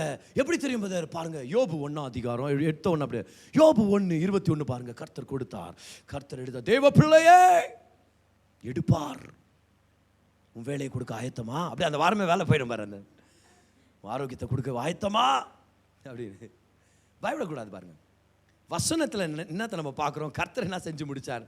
ஆனால் அப்போஸ்தலர் யாக்கோபுக்கு தெரியும், இந்த யோபு 1:2 திருப்பி போட்டு அப்படியே கருகின தோசையாக ஜனங்களுக்கு தருவாங்கன்னு தெரியும். அதனால் அவர் கொடுத்துட்டார். அவர் சொல்கிறாரு, யோபை பார்க்கும்போது நீ 2 விஷயத்தை தான் பார்க்கணுன்றார். பாருங்கள் யோபு 5, யோபுன்றனே யாக்கோபு 5:11 பாருங்கள். யோபு புத்தகத்தை பார்த்தா இந்த 2 விஷயத்தை பாருங்கன்றார் அவர். இதோ பொறுமையா இருக்கிறவர்களை பாக்கியவான்கள் என்கிறோமே, யோபின் பொறுமையை குறித்து கேள்விப்பட்டு இருக்கிறீர்கள். அப்ப யோபுடைய புத்தகத்தை படிச்சா யோபு கிட்ட இருந்து பாசிட்டிவா ஒன்று எடுத்துக்க முடியும்னா என்ன எடுத்துக்கலாம்? அவருடைய பொறுமை. யோபுடைய சொரிசோரங்கை பார்த்தீர்களா, உங்களுக்கும் வரும் அப்படியா சொன்னார் அவர். யோபின் இழப்புகளை பார்த்தீர்களா, உங்களுக்கு நேரிட வாய்ப்பு இருக்கிறது, குறித்துக் கொள்ளுங்கள், இது தீர்க்க தரிசன வார்த்தை அப்படி சொல்ல அவர். யோபின் பொறுமையை பார்த்தீங்களான்றார். அடுத்தது பாருங்க, இப்போ ரெடியா இருக்கிறீங்களா? கர்த்தருடைய செயலின் முடிவை கண்டீர்கள். கர்த்தருடைய செயலின் முடிவு என்னது? கர்த்தர் கொடுத்தார், பிசாசு எடுத்தான், கர்த்தர் ரெட்டிப்பாக திருப்பி கொடுத்தார். கர்த்தருடைய செயலின் முடிவு என்னது? ரெட்டிப்பான நன்மை.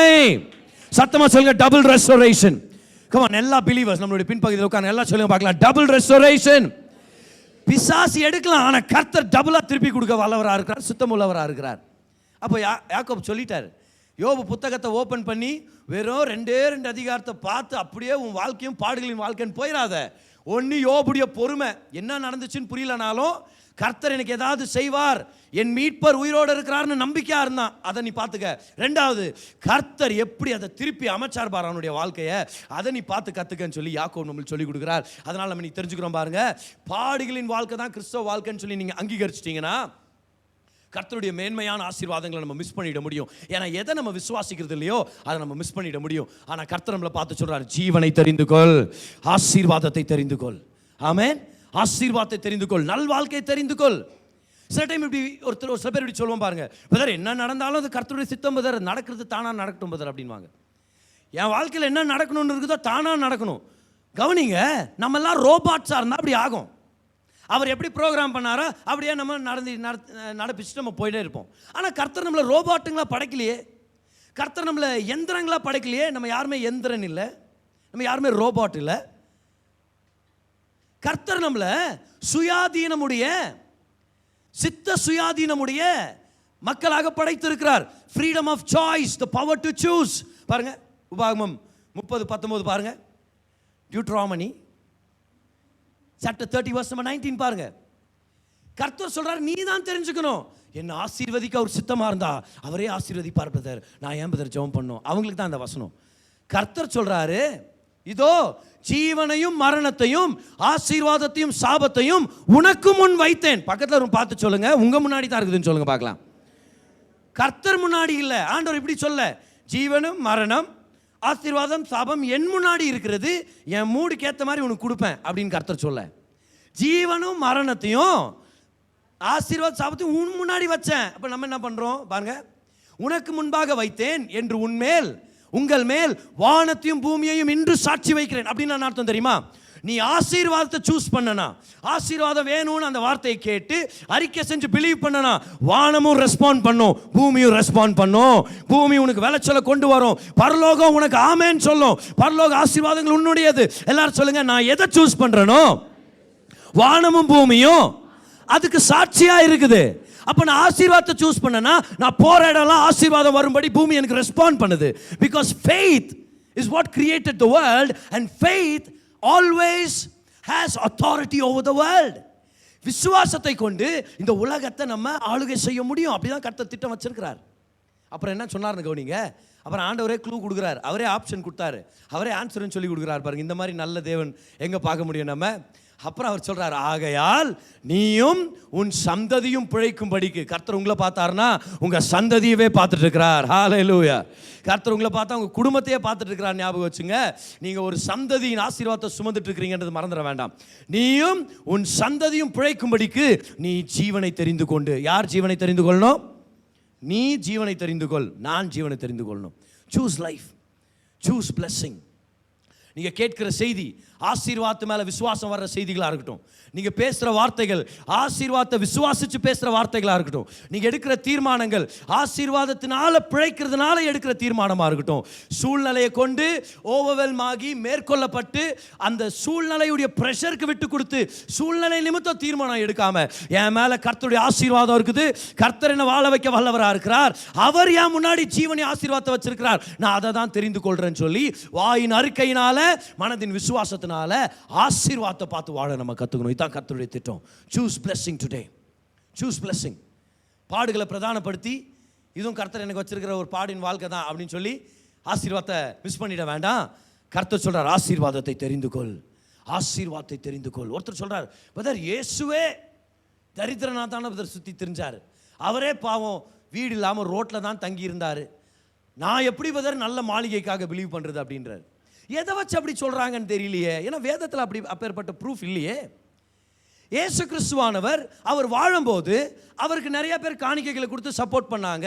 எந்த அளவுக்கு இருந்துச்சுன்னா அதை ஹேண்டில் பண்ணுறதுக்கு ஒரு ட்ரெஷரர் தேவைப்பட்டிருந்தார். அந்த பணப்பையை வச்சிருக்கிறதுக்காக ஒரு நபரை கர்த்தர் அப்பாயிண்ட் பண்ணார். அவர் யார்? த ஒன் அண்ட் ஒன்லி தாஸ், யூதாஸ். பணம் இருந்ததுனால தானே பணப்பை கொடுத்தாரு.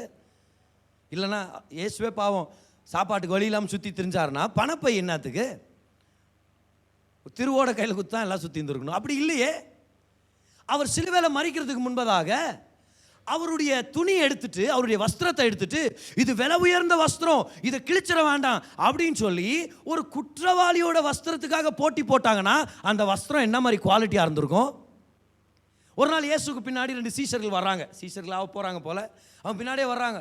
அப்போ ஜீசஸ் அவங்கள திரும்பி பார்த்து கேட்குறாரு, என்னப்பா என் பின்னாடியே வந்துன்னுக்கிறீங்க? இல்லை ஆண்டவரே நீங்கள் எங்கே இருக்கிறீங்கன்னு பார்க்கலான்னு வந்தோம். அப்போ ஜீசஸ் அவங்கள பார்த்து சொல்ல, நான் எங்கேப்பா இருக்கிறேன், நான் நேற்றுள்ள தான் பார்க்குறேன் அப்படியா சொன்னார். வந்து பாருங்கள்னு கூட்டின்னு போய் நைட் அவங்கள தங்க வச்சு சாப்பாடு கொடுத்து அனுப்பி விடுறாரு. அப்படின்னா என்ன அர்த்தம்? அவர் வாழும்போது தரித்திரத்தில் வாழல, அவர் மரிக்கும் போது நம்ம தரித்திரத்தை சுமந்தார். வாழும் பொழுது அவர் பிதாவின் சித்தத்தை செய்யத்தக்க சகல தேவைகள் சந்திக்கப்பட்டவராக தான் வாழ்ந்தார். நல்லா கவனிங்க. செழிப்புனா என்னது?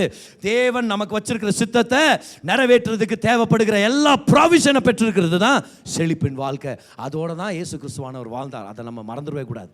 இல்லை பிரதர் அவர் சொல்லியா பிரதர், நரிகளுக்கு குழி உண்டு, பறவைக்கெல்லாம் கூடு உண்டு, மனுஷகுமாரனுக்கோ தலை சாய்க்கடல்னு சொல்லி அவர் தெருவில் தானே பிரதர் வாழ்ந்திருப்பாரு.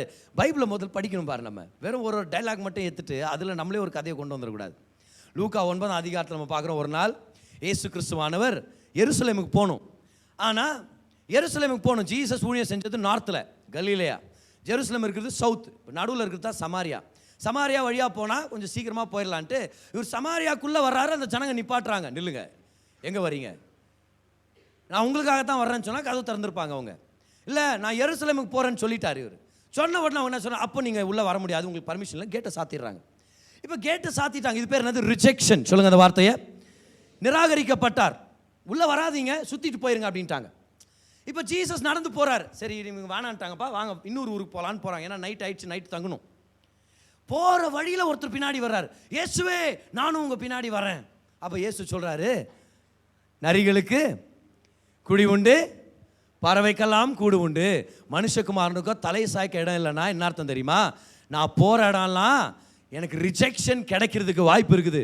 என்னை பின்தொடர்ந்து வந்தேன்னா உனக்கும் ரிஜெக்ஷன் கிடைக்கும், அதை ஏற்றுக்க ரெடியாக இருக்கிறியா? அதை தான் கேட்டார் அவர். அவர் சொல்லவே இல்லை, பாருப்பா நரிகளுக்கு குழி உண்டு, பறவைக்கெல்லாம் கூடு உண்டு, மனுஷகுமார் இந்த தெருவில் தான் பெட்ஷீட் வச்சு பத்துனுக்கிறேன், நீ ஒரு பெட்ஷீட் எடுத்துன்னு வானா சொன்னார் அவர். அவர் நடந்து இன்னொரு ஊருக்கு போனார். என்னத்துக்கு? இந்த ஊரில் இடம் கொடுக்கலன்னா என்ன, என்கிட்ட பணம் இருக்குது, பக்கத்து ஊரில் போய் ஹோட்டல் புக் பண்ணி அங்கே தங்குறேன் நான், எனக்கு ஒரு இடம் இருக்குது, ஒன்றும் பிரச்சனையே இல்லை, சுற்றிட்டு போனோமா சுற்றிட்டு போகிறேன் நான். ஆண்டவர் பண பிரச்சனையில் தெருவில் படுத்து தூங்கினவர் இல்லை. அந்த கான்டெக்ஸ்ட்டை புரிஞ்சுக்கணும். அப்போ நரிகளுக்கு குழி உண்டு, பறவைக்கெல்லாம் கூடு உண்டுன உடனே அது அவருடைய தரித்திரத்தை காண்பிக்கல, ரிஜெக்ஷன். அவர் போகிற இடத்துல அவர் ரிஜெக்ட் பண்ணிட்டாங்க. அப்போ அந்த மனுஷங்கிட்ட கேட்குறார், என்னை பின்தொடர்ந்து வந்தனா இந்த மாதிரி உனக்கு தோணும். என்னன்னு தோணும் உனக்கு? கடவுளை ஆராதிக்கிற எனக்கே இடம் கொடுக்கலையேன்னு உனக்கு தோணும். நரிகளுக்கு குழி உண்டு ஆனால் எனக்கு ஒரு இடம் கொடுக்கலையேன்னு உனக்கு தோணும். பறவைக்கு கூடு உண்டு, எனக்கு ஒரு இடம் கிடைக்கல உனக்கு தோணும். அப்படியும் நீ என்னை ஃபாலோ பண்ண ரெடியாக இருக்கிறியா அப்படின்றத ஆண்டவர் கேட்டார் அவங்ககிட்ட. அப்புறம் ஆள் அட்ரஸே இல்லை, அப்புறம் மறு டைலாக் பேசவே இல்லை. ஓ ஜீசஸ்ன்னு போயிட்டு அப்படியே பின்னாடி போயிட்டு அவ்வளோதான் வச்சுங்களேன். கான்டெக்ஸ்ட்டை நம்ம புரிஞ்சுக்க கற்றுக்குமா இருக்குது.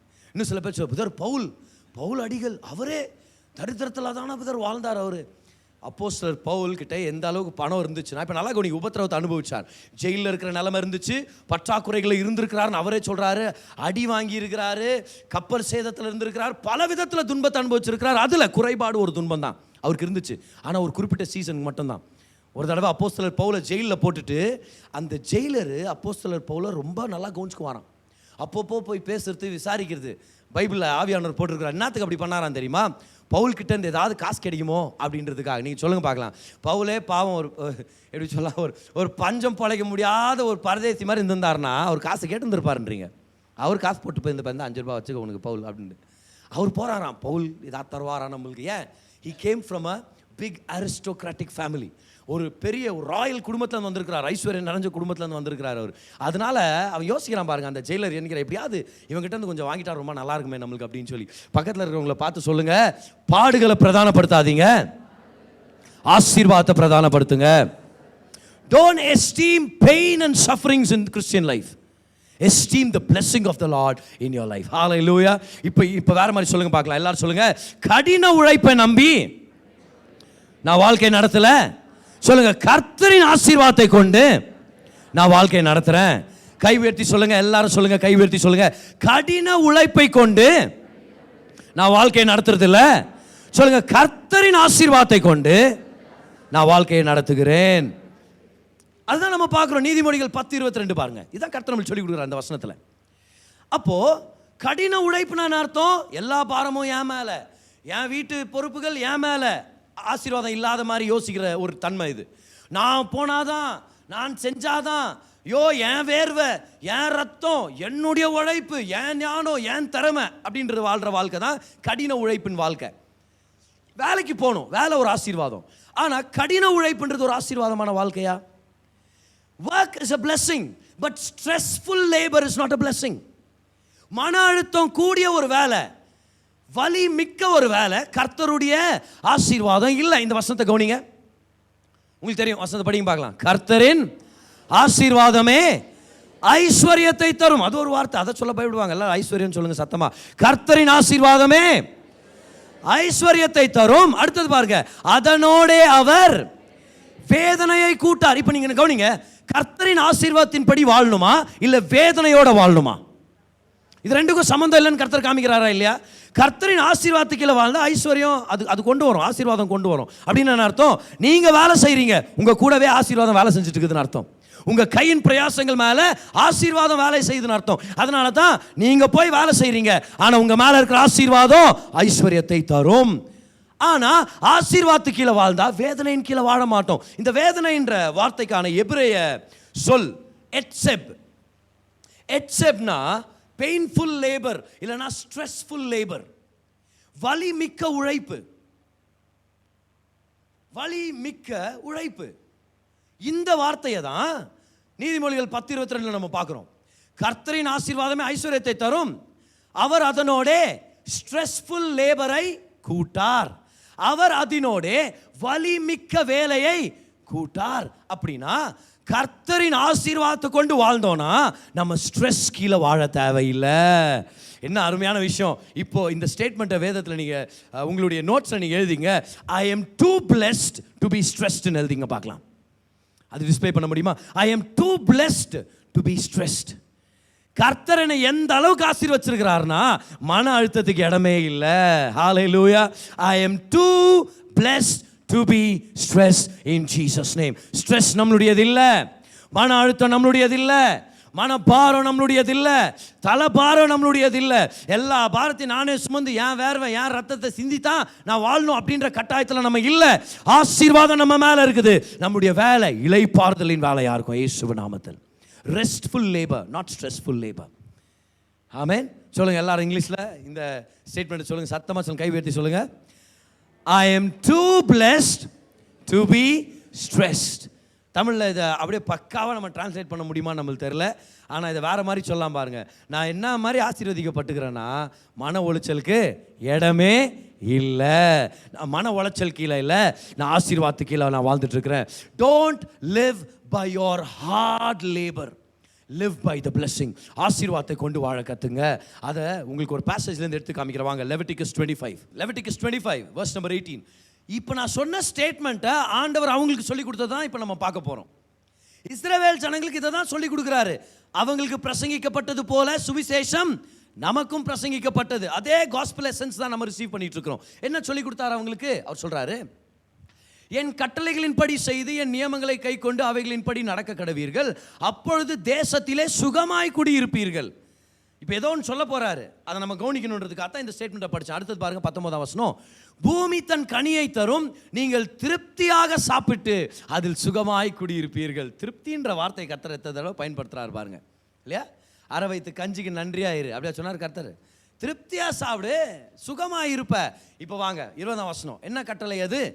7ஆம் வருஷத்தில் நீ நிலத்துக்கு இளைப்பாறுதல் கொடுன்றார். அந்த கான்டெக்ட் தான் இந்த வசனம். கவனிங்க, அந்த விவசாய கலாச்சாரத்தில் 6 வருஷம் நீங்கள் பயிரிடலாம். நீங்கள் விதைக்கிறது அறுவடை செய்கிறதெல்லாம் 6 வருஷம் வேலை செய்யலாம். ஆனால் 7ஆவது வருஷம் நிலத்துக்கு இளைப்பாறுதல் கொடுங்க. விதைக்கிறது அறுக்கிறதெல்லாம் ஒன்றும் இருக்கக்கூடாது, நிலத்தை அப்படியே விட்டுருங்க. அந்த வருஷம் ஏதாவது வளர்ந்துச்சுன்னா, மிச்சம் மீதி இருக்கிற விதை நிமித்தம் வளர்ந்துச்சுன்னா ஏழை எளியோர்கள் சாப்பிட்டுக்கிட்டோம். நீங்கள் விதைக்கவும் வேண்டாம் அறுக்கவும் வேண்டான்ட்டார் 7ஆவது வருஷம். இப்போ அதுக்கு அடுத்த வருஷம் திரும்பியும் 1 2 3 4 5 6 ஒர்க் பண்ணலாம். 7th year rest. 7ஆம் வருஷம் சாபத் இயர், அது வந்து ரெஸ்ட்டு, உங்கள் நிலத்துக்கு ரெஸ்ட்டு கொடுத்துருங்க. அப்போ தான் நியூட்ரியன்ஸ் வந்து ரிப்ளனிஷ் ஆகும். விவசாயம் பண்ணுற பழக்கம் இருக்கிற அநேகருக்கு தெரியும் பாருங்க, நிலத்துடைய சத்து திரும்பவும் ரீசைக்கிள் ஆகும், ரிப்ளனிஷ் ஆகும். திரும்பவும் அந்த வெள்ளாமை அதிகமாக வர்றதுக்கான வாய்ப்பை நிலத்துக்கு நம்ம ஏற்படுத்தி கொடுக்கணும். சரி, இதுதான் கர்த்தருடைய கட்டளை. இப்போ என்ன கேள்வி வந்திருக்கும் அவங்களுக்கு? அவரே கேள்வி கேட்டு அவரே ஆன்சர் பண்ணுறாரு பாருங்க. இப்போ நான் கூட அந்த மாதிரி தான் பண்ணுவேன் இல்லையா? பிரதர் இப்படின்னா, பிரதர் அப்படின்னா, பிரதர் நான் கேட்கவே இல்லைன்னு நீங்கள் சொல்கிறீங்க. நீங்கள் கேட்கறதுக்கு முன்னாடி நானே கேட்டுறேன். இப்போ கர்த்தர் அப்படி தான் பண்ணார். 7ஆம் வருஷத்தில் எதை புசிப்போம்? இல்லை ஆண்டவரே 7ஆம் வருஷத்தில் விதைக்காத அறுக்காதன்னா இப்போ என்னத்தை சாப்பிட்றது 7ஆம் வருஷம் நீ கேட்பேன்றார். நாங்கள் விதைக்காமலும் விளைந்ததை சேர்க்காமலும் இருக்க வேண்டுமே என்று சொல்வீர்களானால் விதைக்காம பலன் உண்டா? ஹியூமன் லாஜிக் படி சொல்லுங்க பார்க்கலாம். உலக பிலாசபி, விதைக்காம பலன் உண்டா? இல்லை சேர்க்காம அனுபவிக்க முடியுமா? அப்போ அவர் கேட்குறாரு, இப்படி நீங்கள் கேட்பீங்க என்று சொல்வீர்களானால், இப்படி நீங்கள் கேட்டீங்கன்னா சொல்றாரு பாருங்க, அவர் என்ன செய்ய போறாருன்னு சொல்றாரு பாருங்க. நான் 6ஆம் வருஷத்தில், அப்படின்னா 6ஆம் வருஷத்திலே நீங்க டிசைட் பண்ணுவீங்க தெரியுமா? 7ஆம் வருஷம் ரெஸ்ட் கொடுக்க கர்த்தர் சொல்லியிருக்கிறாரு. அதனால நம்ம யாருமே போய் வேலை செய்ய போறதில்ல, நிலத்துல போய் வேலை செய்ய போறது. நீ தீர்மானம் எடுப்பல, அந்த தீர்மானத்தை நான் பார்த்துட்டேன்னா 6ஆம் வருஷத்தில் உங்களுக்கு ஆசீர்வாதத்தை அனுகிரகம் பண்ணுவேன். விதைக்கல, அறுக்கல, சேர்க்கல, வேலை செய்யல, ஆனா எது வேலை செய்த அவங்களுக்காக? 7ஆம் வருஷம் அவங்க வேலை செய்யல, ஆனா எது வேலை செய்த அவங்க மேல? சொல்லுங்க சத்தமா. ஆசீர்வாதத்தை அனுகிரகம் பண்ணுவேன், அது உங்களுக்கு 3 வருஷத்தின் பலனை தரும். இவங்க போய் வேலை செஞ்சாங்கன்னா அந்த வருஷத்துக்கான பலன் மட்டும்தான். ஆசீர்வாதம் வேலை செய்யும் போது ட்ரிபிள் பிளஸிங், 3 மடங்கா நான் உனக்கு பலன் தரும். அப்புறம் அவர் சொல்றதை கவனிங்க. 3 வருஷத்தின் பலனை தரும். நீங்கள் 8ஆம் வருஷத்திலே விதைத்து 9ஆம் வருஷம் மட்டும் பழைய பலனிலே, எல்லாம் சொல்லுங்க பழைய பலன். ஏன்னா அந்த அறுவடை அந்த அளவுக்கு மிகுதியாக இருந்துச்சுன்னா பழைய பலனிலே சாப்பிடுவீர்கள், அதன் பலன் விளையும் வரைக்கும் பழைய பலனை சாப்பிடுவீர்கள். அப்போ அவங்களுக்கு என்ன சொல்லி கொடுத்தாரு? அன்னைக்கு 6 வருஷம் வேலை செய்கிறீங்கப்பா நிலத்தில், 7ஆம் வருஷம் ரெஸ்ட் எடுங்க. அப்போ எப்படி ஆண்டவரே சாப்பிடுவோம், எப்படி ஆண்டவரே எடுத்து வைப்போம்? கர்த்தர் சொல்கிறாரு, நீ உழைப்புனால, கடின உழைப்புனால வாழணும்னா அது வேற விதமான வாழ்க்கை. நான் உனக்கு ஆசீர்வாதத்தை நம்பி வாழ்ற வாழ்க்கை சொல்லி கொடுத்துட்டு இருக்கிறேன். 7ஆம் வருஷம் ரெஸ்ட் கொடு.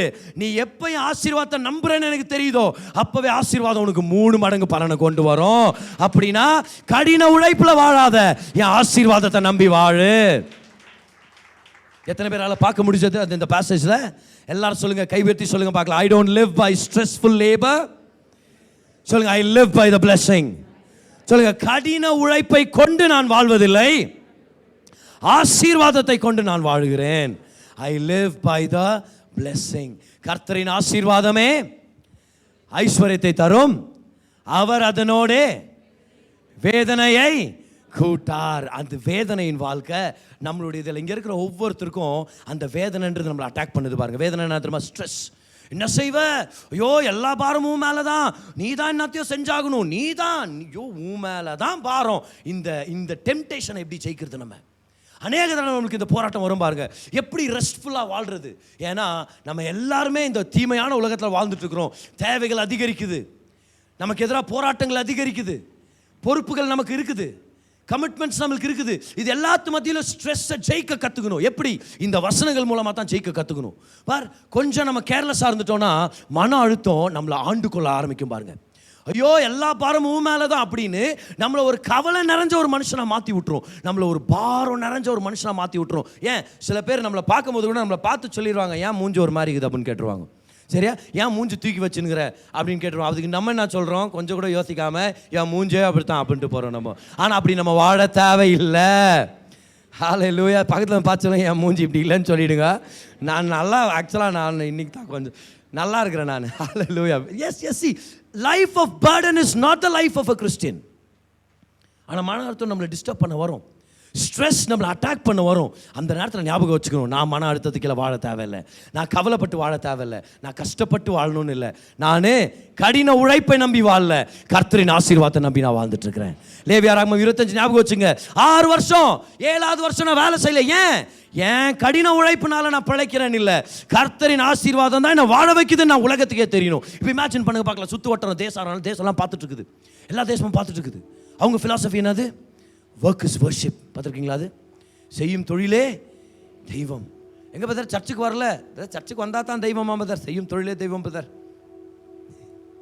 சில பேருடைய ஃபிலாசபி அது, உலக ஃபிலாசபி அது. No pain no gain. ஆனால் ஆண்டவர் நம்மளை பார்த்து சொல்றாரு, no pain no pain. Why pain? He took the pain. We work but no pain. வலிமிக்க வேலை நம்மளுடையது இல்லை. புது பழமொழி கத்துங்க, நோ பெயின் நோ பெயின். அவ்வளவுதான். அவர் ஏற்றுக்கொண்டார். உலக பிலாசபி சொல்லுது. இப்போ சுத்து வட்டார தேசங்கள் பார்க்குதா இல்லையா? என்னடா இந்த வருஷம் இஸ்ரவேல்ல விதைக்கவே இல்லை, பாவம் நம்மகிட்ட தான் கையேந்தி வந்து நிற்பாங்க போல, பார்க்கலாம் என்ன நடக்குதுன்னு. சரி, எல்லாரும் என்ன நினைச்சாங்க? விதைச்சா தானப்பா பலனு, அறுத்தா தானே சேர்த்து வைக்க முடியும். இவங்க அறுக்கவும் இல்லை, அதுக்கு முன்னாடி விதைக்கவும் இல்லை, எப்படி வாழ போறாங்களோ? கர்த்தர் சொல்றாரு, குவைட்டாரு, ஒன்னும் ஆன்சர் பண்ணாத, என் ஆசீர்வாதம் ஆன்சர் பண்ணட்டும். எல்லாரும் சொந்த உழைப்புல தானே வாழ்ந்துனுக்கிறானுங்க, ஆனா நீ என் ஆசீர்வாதத்துல தான் வாழ்ந்துனுக்கிறேன்னு அத்தனை பேருக்கு தெரியணும்னா என் பேச்சை கேளு, குவைட்டா இருந்துரு. சரி ஆண்டவரே, 7ஆம் வருஷம் விதைக்கல, அறுக்கல, சேர்க்கல, ஊர் உலகமே பார்க்குது, இது நான் கதையாகுது. இவங்க விதைக்கும் இல்லை, அறுக்கும் இல்லை, சேர்க்கும் இல்லை. ஆனா 6ஆம் வருஷத்துல விதைச்சு அறுவடை பண்ணதை விட 7ஆம் வருஷத்துல நல்லா இருக்கிறாங்க. வரோம் பஞ்சம் வரோம். 8ஆம் வருஷம் பாரு, நம்மள்ட்ட தான் தட்டு தூக்கின்னு வருவானுங்க.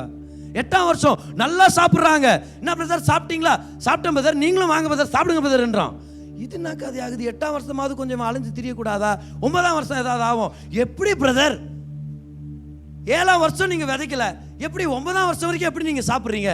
அப்ப அவங்க சொல்லியிருப்பாங்க, இது பேர் தான் கர்த்தரின் ஆசீர்வாதம். நீ உழைக்கவே இல்லையே. நம்ம சொல்றோம் உழைக்கிறோம், ஆனா கஷ்டப்பட்டு உழைக்கணும்ன்றது என்னுடைய வேலை இல்லை, என்னுடைய பங்கு இல்லை.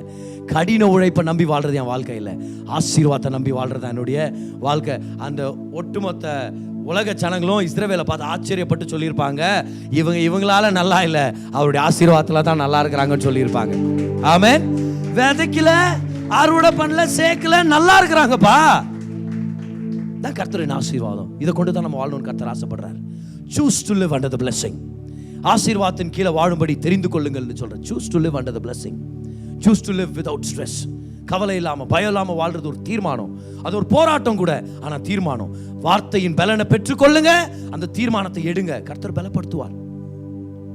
2ஆம் உலக போர் நடக்கும்போது லண்டன் மாநகரத்தில் ஹிட்லருடைய சேனைகள் பெரிய பெரிய வெடிகுண்டுகள் வச்சு தாக்குதல் நடத்தும் போது அந்த கவர்மெண்ட் வந்து அண்டர் கிரவுண்ட் பாம்பு ஷெல்டர்ஸ் ஏற்படுத்தி இருந்தாங்க.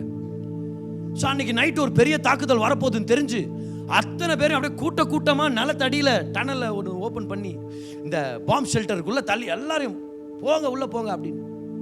உள்ள போனா எக்கச்சக்கமான ஜனம், ஒரே புழுக்கம், நாற்றம். அங்க ஒரு அம்மா, அவங்க நாத்தம் தாங்க முடியல, இந்த ஜனங்களோட என்ன சேர்த்துட்டாங்களே அப்படின்ட்டு நைட்டாக என்ன பண்ணிட்டுக்கிறாங்க, சொல்லாமல் கொள்ளாமல் அப்படியே எஸ்கேப் ஆகிட்டுக்கிறாங்க. அங்கே எஸ்கேப் ஆகி நான் வீட்டிலே படுத்து தூங்குறேன் போ, இதுங்க கூட இருக்குது பார்த்துட்டு இந்த அம்மா வீட்டுக்கு போயிட்டாங்க. அன்னைக்கு நைட்டு பயங்கரமான தாக்குதல், வெடிகுண்டு தாக்குதல் லண்டன் மாநகரத்து மேலே. அடுத்த நாள் எந்திரிச்சு தேடுறாங்கன்னா அந்த அம்மாவை காணமே, வயசானம்மா எங்கே போனாங்களோ, செத்துக்கிட்டு போயிட்டாங்களா பார்க்கலாம் வெளியே போய். நான் அந்த மாதிரி ஒரு குண்டு வெடிப்பு ஏற்பட்டுச்சு அப்படின்னு வெளியே போய் தேடுறாங்க, இந்த அம்மாவை காணோம். பார்த்தா அவங்க வீட்டில் போய் நிம்மதியாக பத்து தூங்கி நின்றுக்கிறாங்க. எழுப்பிட்டு கேட்டுக்கிறாங்க, ஏமா இப்படி பண்ணீங்க நீங்கள்? அவங்க சொல்லியிருக்கிறாங்க, நாத்தை தாங்க முடியல என்னால், அதை தான் வந்து வீட்டில் பத்து தூங்கலான்னு வந்துட்டேன் நான். இல்லைம்மா, இவ்வளோ குண்டு வெடிப்பு எப்படி பயம் இல்லாமல் நிம்மதியாக தூங்குனீங்க? அவங்க சொன்னாங்களா, இல்லை நான் பைபிளில் படித்தேன், இஸ்ரவேலை காக்கும் தேவன் தூங்குவதும் இல்லை உறங்குவதும் இல்லை, அத்தான் அவர் தூங்காமல் முழிச்சுன்னுக்கிறாரு, நானாவது தூங்கி உறங்கலான்னு தான் பார்த்து தூங்கிட்டேன் நான். அவர் என்னை பாதுகாக்க வல்லவராக இருக்கிறார். She chose to live a life without stress. அது ஒரு தீர்மானம். சொல்கிறேன், மன அழுத்தத்தின் நாற்றத்தில் வாழ வேண்டாம். நான் சொல்கிறேன், எஸ்கேப் ஆகணும்னு நினைக்கிறேன். நம்ம கூட மன அழுத்தத்தின் நாற்றம் நம்மளுடைய வாழ்க்கையவே நாரடிச்சிடும் பார். வெளியே வரலாம், அதுலேருந்து வெளியே வந்து சொல்கிறோம், மன அழுத்தம் இல்லாமல் நான் வாழ போகிறேன், நான் வேலை செய்கிறேன், கர்த்தரின் கையின் பிரயாசத்தை ஆசீர்வதிப்பார். உண்மை, கர்த்தரை வாளாக்காமல் தலையாக்குவார். கடன் வாங்குறவனா இல்லாம கடன் கொடுக்கிறவனா மாத்துவார். கர்த்தர் செய்வார். ஆனா மன உளைச்சல் என்னுடைய பங்கு இல்ல. என்னவோ நானே கஷ்டப்பட்டு என் வாழ்க்கையை நடத்தணுன்ற பாரத்துக்கு இல்ல நான் இல்ல. எல்லாரும் சொல்லுங்க, I am too blessed to be stressed. சொல்லுங்க, நான் எந்த அளவுக்கு ஆசீர்வதிக்கப்பட்டிருக்கிறேன்னா மன அழுத்தத்துக்கு இடமே இல்லை. கவலைப்படாதீங்க, கர்த்தர் உங்களை அழைத்தவர், அவர் உண்மை உள்ளவராக இருக்கிறார், அவர் உங்க தகப்பனா இருக்கிறார், வெக்கப்பட்டு போக விட மாட்டார். சில நேரத்தில் அப்படி தோணும் பாருங்க, கர்த்தர் கைவிட்டாரோன்னு தோணும். நேரத்தில் கர்த்தர் என் ஜெபத்தை கேட்கிறானான்னு உங்களுக்கு தோணும். உண்மையாவே கர்த்தர் உண்மையாவே கேட்டுட்டு இருக்கிறாரா என் ஜெபத்தை? நான் என் அழுகையை பார்க்குறாரா, என் கண்ணீரை பார்க்குறாரா? சில நேரத்தில் போய் ஜெபம் பண்ணுவோம், ஆண்டவரே வார்த்தையை கொடுங்கன்னு. ஆனால் ஒரு சில தடவை அவர் பேசுகிறாரானே தெரியாது. சில நேரத்தில் நான் உண்மையாக பேசுங்கிற மாதிரி எத்தனை பேர் அந்த மாதிரி அனுபவிச்சிருக்கிறீங்க? வாஞ்சியா கேட்போம், ஆண்டவரே வழி நடத்துங்க, ஒன்றும் பணம் வரட்டும், இல்லை உங்கள் வார்த்தை வரட்டும், ரெண்டில் ஒன்றாவது வரட்டும். ரெண்டில் ஒன்றும் வரலன்னா நான் என்ன பண்ணுவேன்? அழுவோம். சில நேரத்தில் என்ன பண்ணுறதுனே தெரியாது பார். When you cannot hear the voice of God, go back to what you know about God. தேவன் யார் அப்படின்றது மேல நோக்கமா இருங்கன்ற நான். பிரதர், ஆண்டவர் இப்போ என்ன பிரதர் பண்ணுகிறார் தெரியல பிரதர், ஆனா தேவன் யாருன்னு உங்களுக்கு தெரியுமா இல்லையா? நல்லவர், அதை பிடிச்சுங்க. தேவன் நல்லவர், கிருபை என்றும் உள்ளது, அதை பிடிச்சுங்கன்ற நான். பிரதர், இப்போதைக்கு கர்த்தர் என்ன பேசுறாருன்னு கேட்க மாட்டேங்குது, பரவாயில்ல, அவர் யாருன்னு தெரியுமா? அதை பிடிச்சுங்கன்ற. அவர் நல்லவர், அவர் ஆசீர்வதிக்கிறார், அவருடைய ஜனங்களை அவர் கைவிடாதவர். ஆமென். கைவிடாதவர், மிகவும் நேசிக்கிற தேவன். மனசோர்வுன்றது எல்லாருக்கும் வர அட்டாக் பாருங்க, எல்லாருக்கும் வர அட்டாக். நம்ம எல்லாருமே இதுல ஜாக்கிரதையா இருக்கும். இந்த மாதிரி வசனங்கள் அதுக்கு தான் கேட்கிறோம். வாரத்து நடுவில் ஒரு பெரிய கமிட்மெண்ட், பணம் எதிர்பார்த்த பணம் வரல. What do you do? You are tempted to go down and say, I give up on God. கர்த்தரை நீ நான் நம்ப போறதில்லைன்ற அளவுக்கு சூழ்நிலை வரும் பாருங்க. இந்த மாதிரி பிரசங்கங்கள் நம்மளை எழுப்பு. என்னன்னு?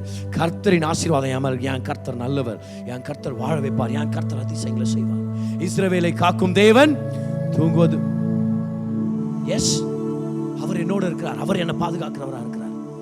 Everybody is going through a battle here today and you need the word of the blessing. Amen. கடினமான உழைப்பை நம்பி வாழ வேண்டாம், ஆசீர்வாதத்தை நம்பி வாழுங்க. கடினமான உழைப்பு, மன அழுத்தத்தை ஒதுக்குங்கன்னு சொல்றேன். ரிஜெக்ட் பண்ணுங்க. ரொம்ப ஈஸியா பிசாசு நம்ம இழுத்துருவார். ரிஜெக்ட் பண்ணுங்க, ரிஜெக்ட் பண்ணுங்க. ரெவரண்ட் பால் தங்கியா ரொம்ப அதிகமா கனப்படுத்துற ஒரு அருமையான தேவ மனுஷன் பாருங்க. ஒரு நாள் ஒரு இடத்துல கூட்டத்தை நடத்திட்டு இருக்கும்போது சொந்தமான ஒரு நல்ல வேணும்னு சொல்லி இவங்க ஜெபம் பண்ணிட்டு இருந்திருக்கிறாங்க. கர்த்தர் இவருக்கு ஒரு வார்த்தை கொடுத்துருந்துருக்கிறார். உனக்காக ஒரு நிலம் இருக்குது, எங்க இருக்குது? அது அங்க இருக்குது அப்படின்னு கர்த்தர் சொல்லிட்டார். எங்கன்னு சொல்ல, இவர் அடுத்த வாரம் எடுத்து பிரசங்கம் பண்ணிட்டார். The land is there, where? There அப்படின்னு பிரசங்கம் பண்ணிட்டார். ஜனங்க வந்து கேட்டாங்களாம், சார் எல்லாரும் கன்ஃபியூஸ் ஆகுறாங்க, பாஸ்டர் உங்களுக்கு தெரியுமா? எனக்கு தெரியல, ஆனால் கர்த்தர் தருவார் அப்படின்ட்டார். 7 நாள் ஆயிடுச்சு. ஒரு அருமையான நபர் பாருங்க, ஒரு பெரியவர் ஒருத்தர், கர்னல் ஜான் அப்படின்றவர் கால் பண்ணாராம். கால் பண்ணி சொன்னாராம், pastor ball, I want to meet you. இல்லை சார், நான் ரொம்ப பிஸியாக இருக்கிறேன், I want to give you a gift. சரி, நான் அது மீட் பண்ணுறேன்னு சொல்லி அவர் மீட் பண்ணியிருக்கிறார். அவர் சொல்கிறார், உனக்கு இந்திரா நகரில் இருக்கிற இந்த நிலத்தை உனக்கு தரணும்னு நான் விருப்பப்படுறேன் உன் ஊழியத்துக்காக அப்படின்னு சொல்லி கர்த்தர் சொன்னார். கர்த்தர் கொடுக்குறார், கர்த்தர் தேவைகளை சந்திக்கிறார். ஸோ இவங்க டாக்குமெண்டேஷன் வேலைலாம் ஆரம்பிச்சிட்டாங்க. ஏன்னா இவருடைய பேரில் அதை எழுதுற மாதிரி இல்லை, ஸ்தாபனத்து பேரில் தான் எழுதுன மாதிரி இருக்குதுனால அந்த வேலைகளெல்லாம் ஆரம்பித்து ஒரு மாதம் அந்த டாக்குமெண்ட் வேலைகள்லாம் செஞ்சு அவருடைய ஸ்தாபனத்துடைய தலைவர்கள் எல்லாரும் வந்து SABC கொத்தனூரில் இருக்கிற பைபிள் காலேஜில் வந்து இறங்கிட்டாங்க எல்லாரும். ஏன்? அடுத்த நாள் காலையில் அங்கே போய் எல்லா ஃபார்ம்ஸ் எல்லாம் சைன் பண்ணி உறுதிப்படுத்தணும்.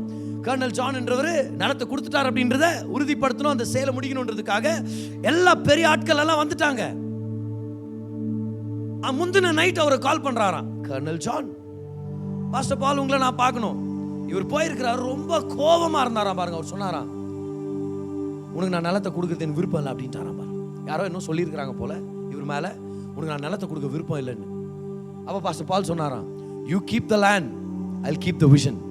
நிலத்தை நீயே வச்சுக்க, தரிசனத்தை நான் வச்சுக்கிறேன்னு சொல்லி வெளியே வந்துட்டாராம் பாருங்க. ஆனால் மனசில் ஒரு என்ன சொல்லுவேன், நாளைக்கு எல்லாரும் வந்துட்டாங்க, வெளியூர்ல இருந்தெல்லாம் எல்லாம் வந்துட்டாங்க, ஃப்ளைட் பிடிச்சி வந்துட்டாங்க, எல்லாத்தையும் சைன் பண்ண என்ன சொல்லுவேன்னு தெரியலையே, என்ன பண்ணுவேன் நான் சொல்லி அன்னைக்கு நைட்டு வீட்டுக்கு போய் சாப்பிட முடியல.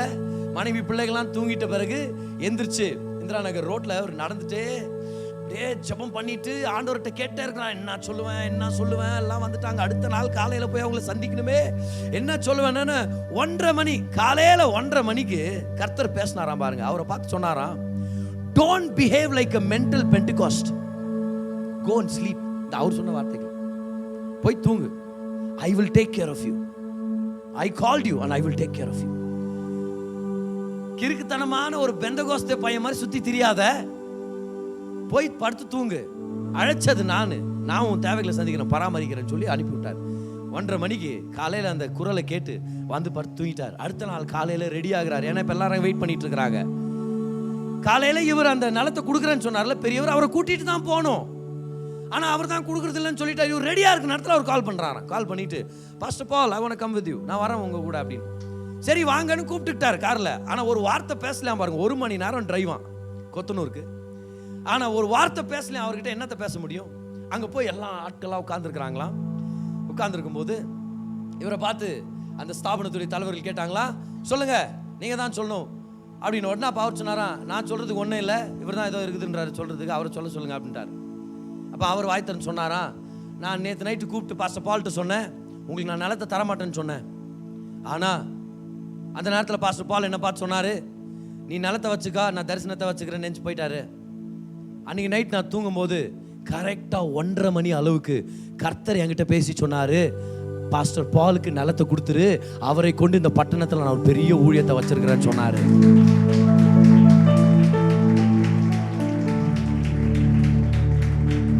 எடுத்து எல்லாத்தையும் சைன் பண்ணி கொடுத்தாச்சு. இன்னைக்கு அந்த சபையை கட்டி, அந்த சபை எவ்வளோ ஆசீர்வாதமா இருக்கு இந்த பட்டணத்துக்கு. 1:30 மணிக்கு கரெக்டாக 1:30 மணிக்கு கர்த்தர் சொன்னார் தெரியுமா, ஏன் சும்மா இப்படி சுற்றி திரியிற, போய் படுத்து தூங்கு, உன்னை அழைச்ச தேவன் நான் வழி நடத்துறேன் அப்படின்னு சொல்லி. அதே நேரத்தில் கர்த்தர் அவருக்காக ஒரு அற்புதத்தையும் கொண்டு வந்தார். நான் சொல்கிறேன், நம்முடைய கர்த்தர் என்ன பயங்கரமானவர் சில நேரத்தில் நம்ம மறந்துடுறோம். எவ்வளோ பெரியவர், எவ்வளோ உண்மை உள்ளவர் அப்படின்ற நம்ம மறந்துடுறோம். மன அழுத்தத்துக்கு இடம் கொடுக்காதீங்க. We don't live by our stressful labor, we live by the blessing. மன அழுத்தத்துக்கு இடம் இல்லை, கவலையான வாழ்க்கைக்கு இடம் இல்லை, பயத்தின் வாழ்க்கைக்கு இடம் இல்லை, குழப்பத்தின் வாழ்க்கைக்கு இடம் இல்லை. சொல்லுங்க, நான் ஆசீர்வாதத்தை கொண்டு வாழ்ந்துட்டு இருக்கிறேன். கர்த்தர் என்ன உயர்த்துவார் சொல்லுங்க, வார்த்தையின் படி கர்த்தர் என்ன உயர்த்துவார், கர்த்தர் என்ன மேன்மைப்படுத்துவார். கைவேற்றி சொல்லுங்க, கடனை கட்டி தீர்த்துருவேன் சொல்லுங்க பார்க்கலாம். சொல்லுங்க, வியாதியை ஜெயிக்க போறேன், என் திருமணம் நல்லா இருக்கும் சொல்லுங்க, பிள்ளைகளை பெற்றெடுப்பேன், அந்த புது வீடை நான் வாங்க போறேன், அந்த நிலத்தை வாங்க போறேன், அந்த பிசினஸை கட்டி எழுப்புவேன். கர்த்தர் எனக்காக வைத்திருக்கிறத நான் செய்து முடிக்க போறேன் அவருடைய பலத்தினால. அவர் அழைத்தார், அவர் செய்வார், அவர் மகிமைப்படுவார். இயேசுவின் நாமத்தில் தேவ பிள்ளைகள் தேவனுக்கு ஒரு நன்றி செலுத்துங்க, நல்லா நன்றி செலுத்துங்க. இதுதான் கர்த்தர் உங்களோட பேசிட்டு இருக்காரு இன்னைக்கு. ஹalleluya, ஆமென். கடின உழைப்பை நம்பி வாழ்றவங்க நம்ம இல்ல, நம்ம எல்லாரும் கர்த்தரின் ஆசீர்வாதத்தை கொண்டு வாழுகிற ஜனங்கள். என்ன ஒரு அருமையான வார்த்தை. தேவன் தம்முடைய ஜனங்களுக்கு சுகத்தை கொடுக்கும்படி, செழிப்பை கொண்டு வரும்படி, சமாதானத்தை கொடுக்கும்படி அவருடைய பிரசங்கிக்கப்பட்ட வார்த்தையை பயன்படுத்துறார். இந்த பிரசங்கம் உங்களுக்கு ஒரு தீர்க்க தரிசனமான வார்த்தையை கொண்டு வந்திருக்கோம் அப்படின்னு சொல்லி நான் நம்புறேன். உங்களுடைய தேவைக்கேற்ற மாதிரி கர்த்தர் உங்களோட பேசியிருப்பார், உங்களை பலப்படுத்தி இருப்பார். நம்ம ஜெபிக்க போறோம். அதுக்கு முன்னாடி இந்த விஷயங்களை ஞாபகம் வச்சுங்க. தேவன் நல்லவர், அவர் உங்க மேல கிருபையா இருக்கிறார். நீங்க நல்லா இருக்கணும்னு சொல்லி அவர் விருப்பப்படுறார். உங்க வாழ்க்கையில நடக்கிற சகல காரியங்களையும் நன்மைக்கு எதுவாக அவர் திருப்பிட்டு இருக்கிறார். வாங்க ஜெபிக்கலாம். பிதாவே, உங்க தயவுக்காக நன்றி செலுத்துறோம். இந்த செய்தியை கேட்ட உங்க பிள்ளையை நீங்க தொடுங்க, ஆசீர்வதிங்க, நன்மையால நிரப்புங்க, பலத்தால நிரப்புங்க. அவங்களுக்கு என்ன தேவை இருக்குதுன்னு உங்களுக்கு தெரியும் ஆண்டவரே. மகிமையின் ஐஸ்வர்யத்தின்படி அந்த தேவைகளை சந்திங்க. குடும்பங்களை ஆசீர்வதிங்க, வழி நடத்துங்க, தொழில் ஆசீர்வதிங்க. ஒரு நன்மையிலும் குறைபடாதபடிக்கு நிறைவான ஆசீர்வாதங்களால் நிரப்புங்க. இன்னும் பல நன்மையான காரியங்களை செய்வீங்கன்னு எதிர்பார்க்கிறோம். பலப்படுத்துங்க. இயேசுவின் நாமத்தில் ஜெபிக்கிறோம் பிதாவே, ஆமென், ஆமென்.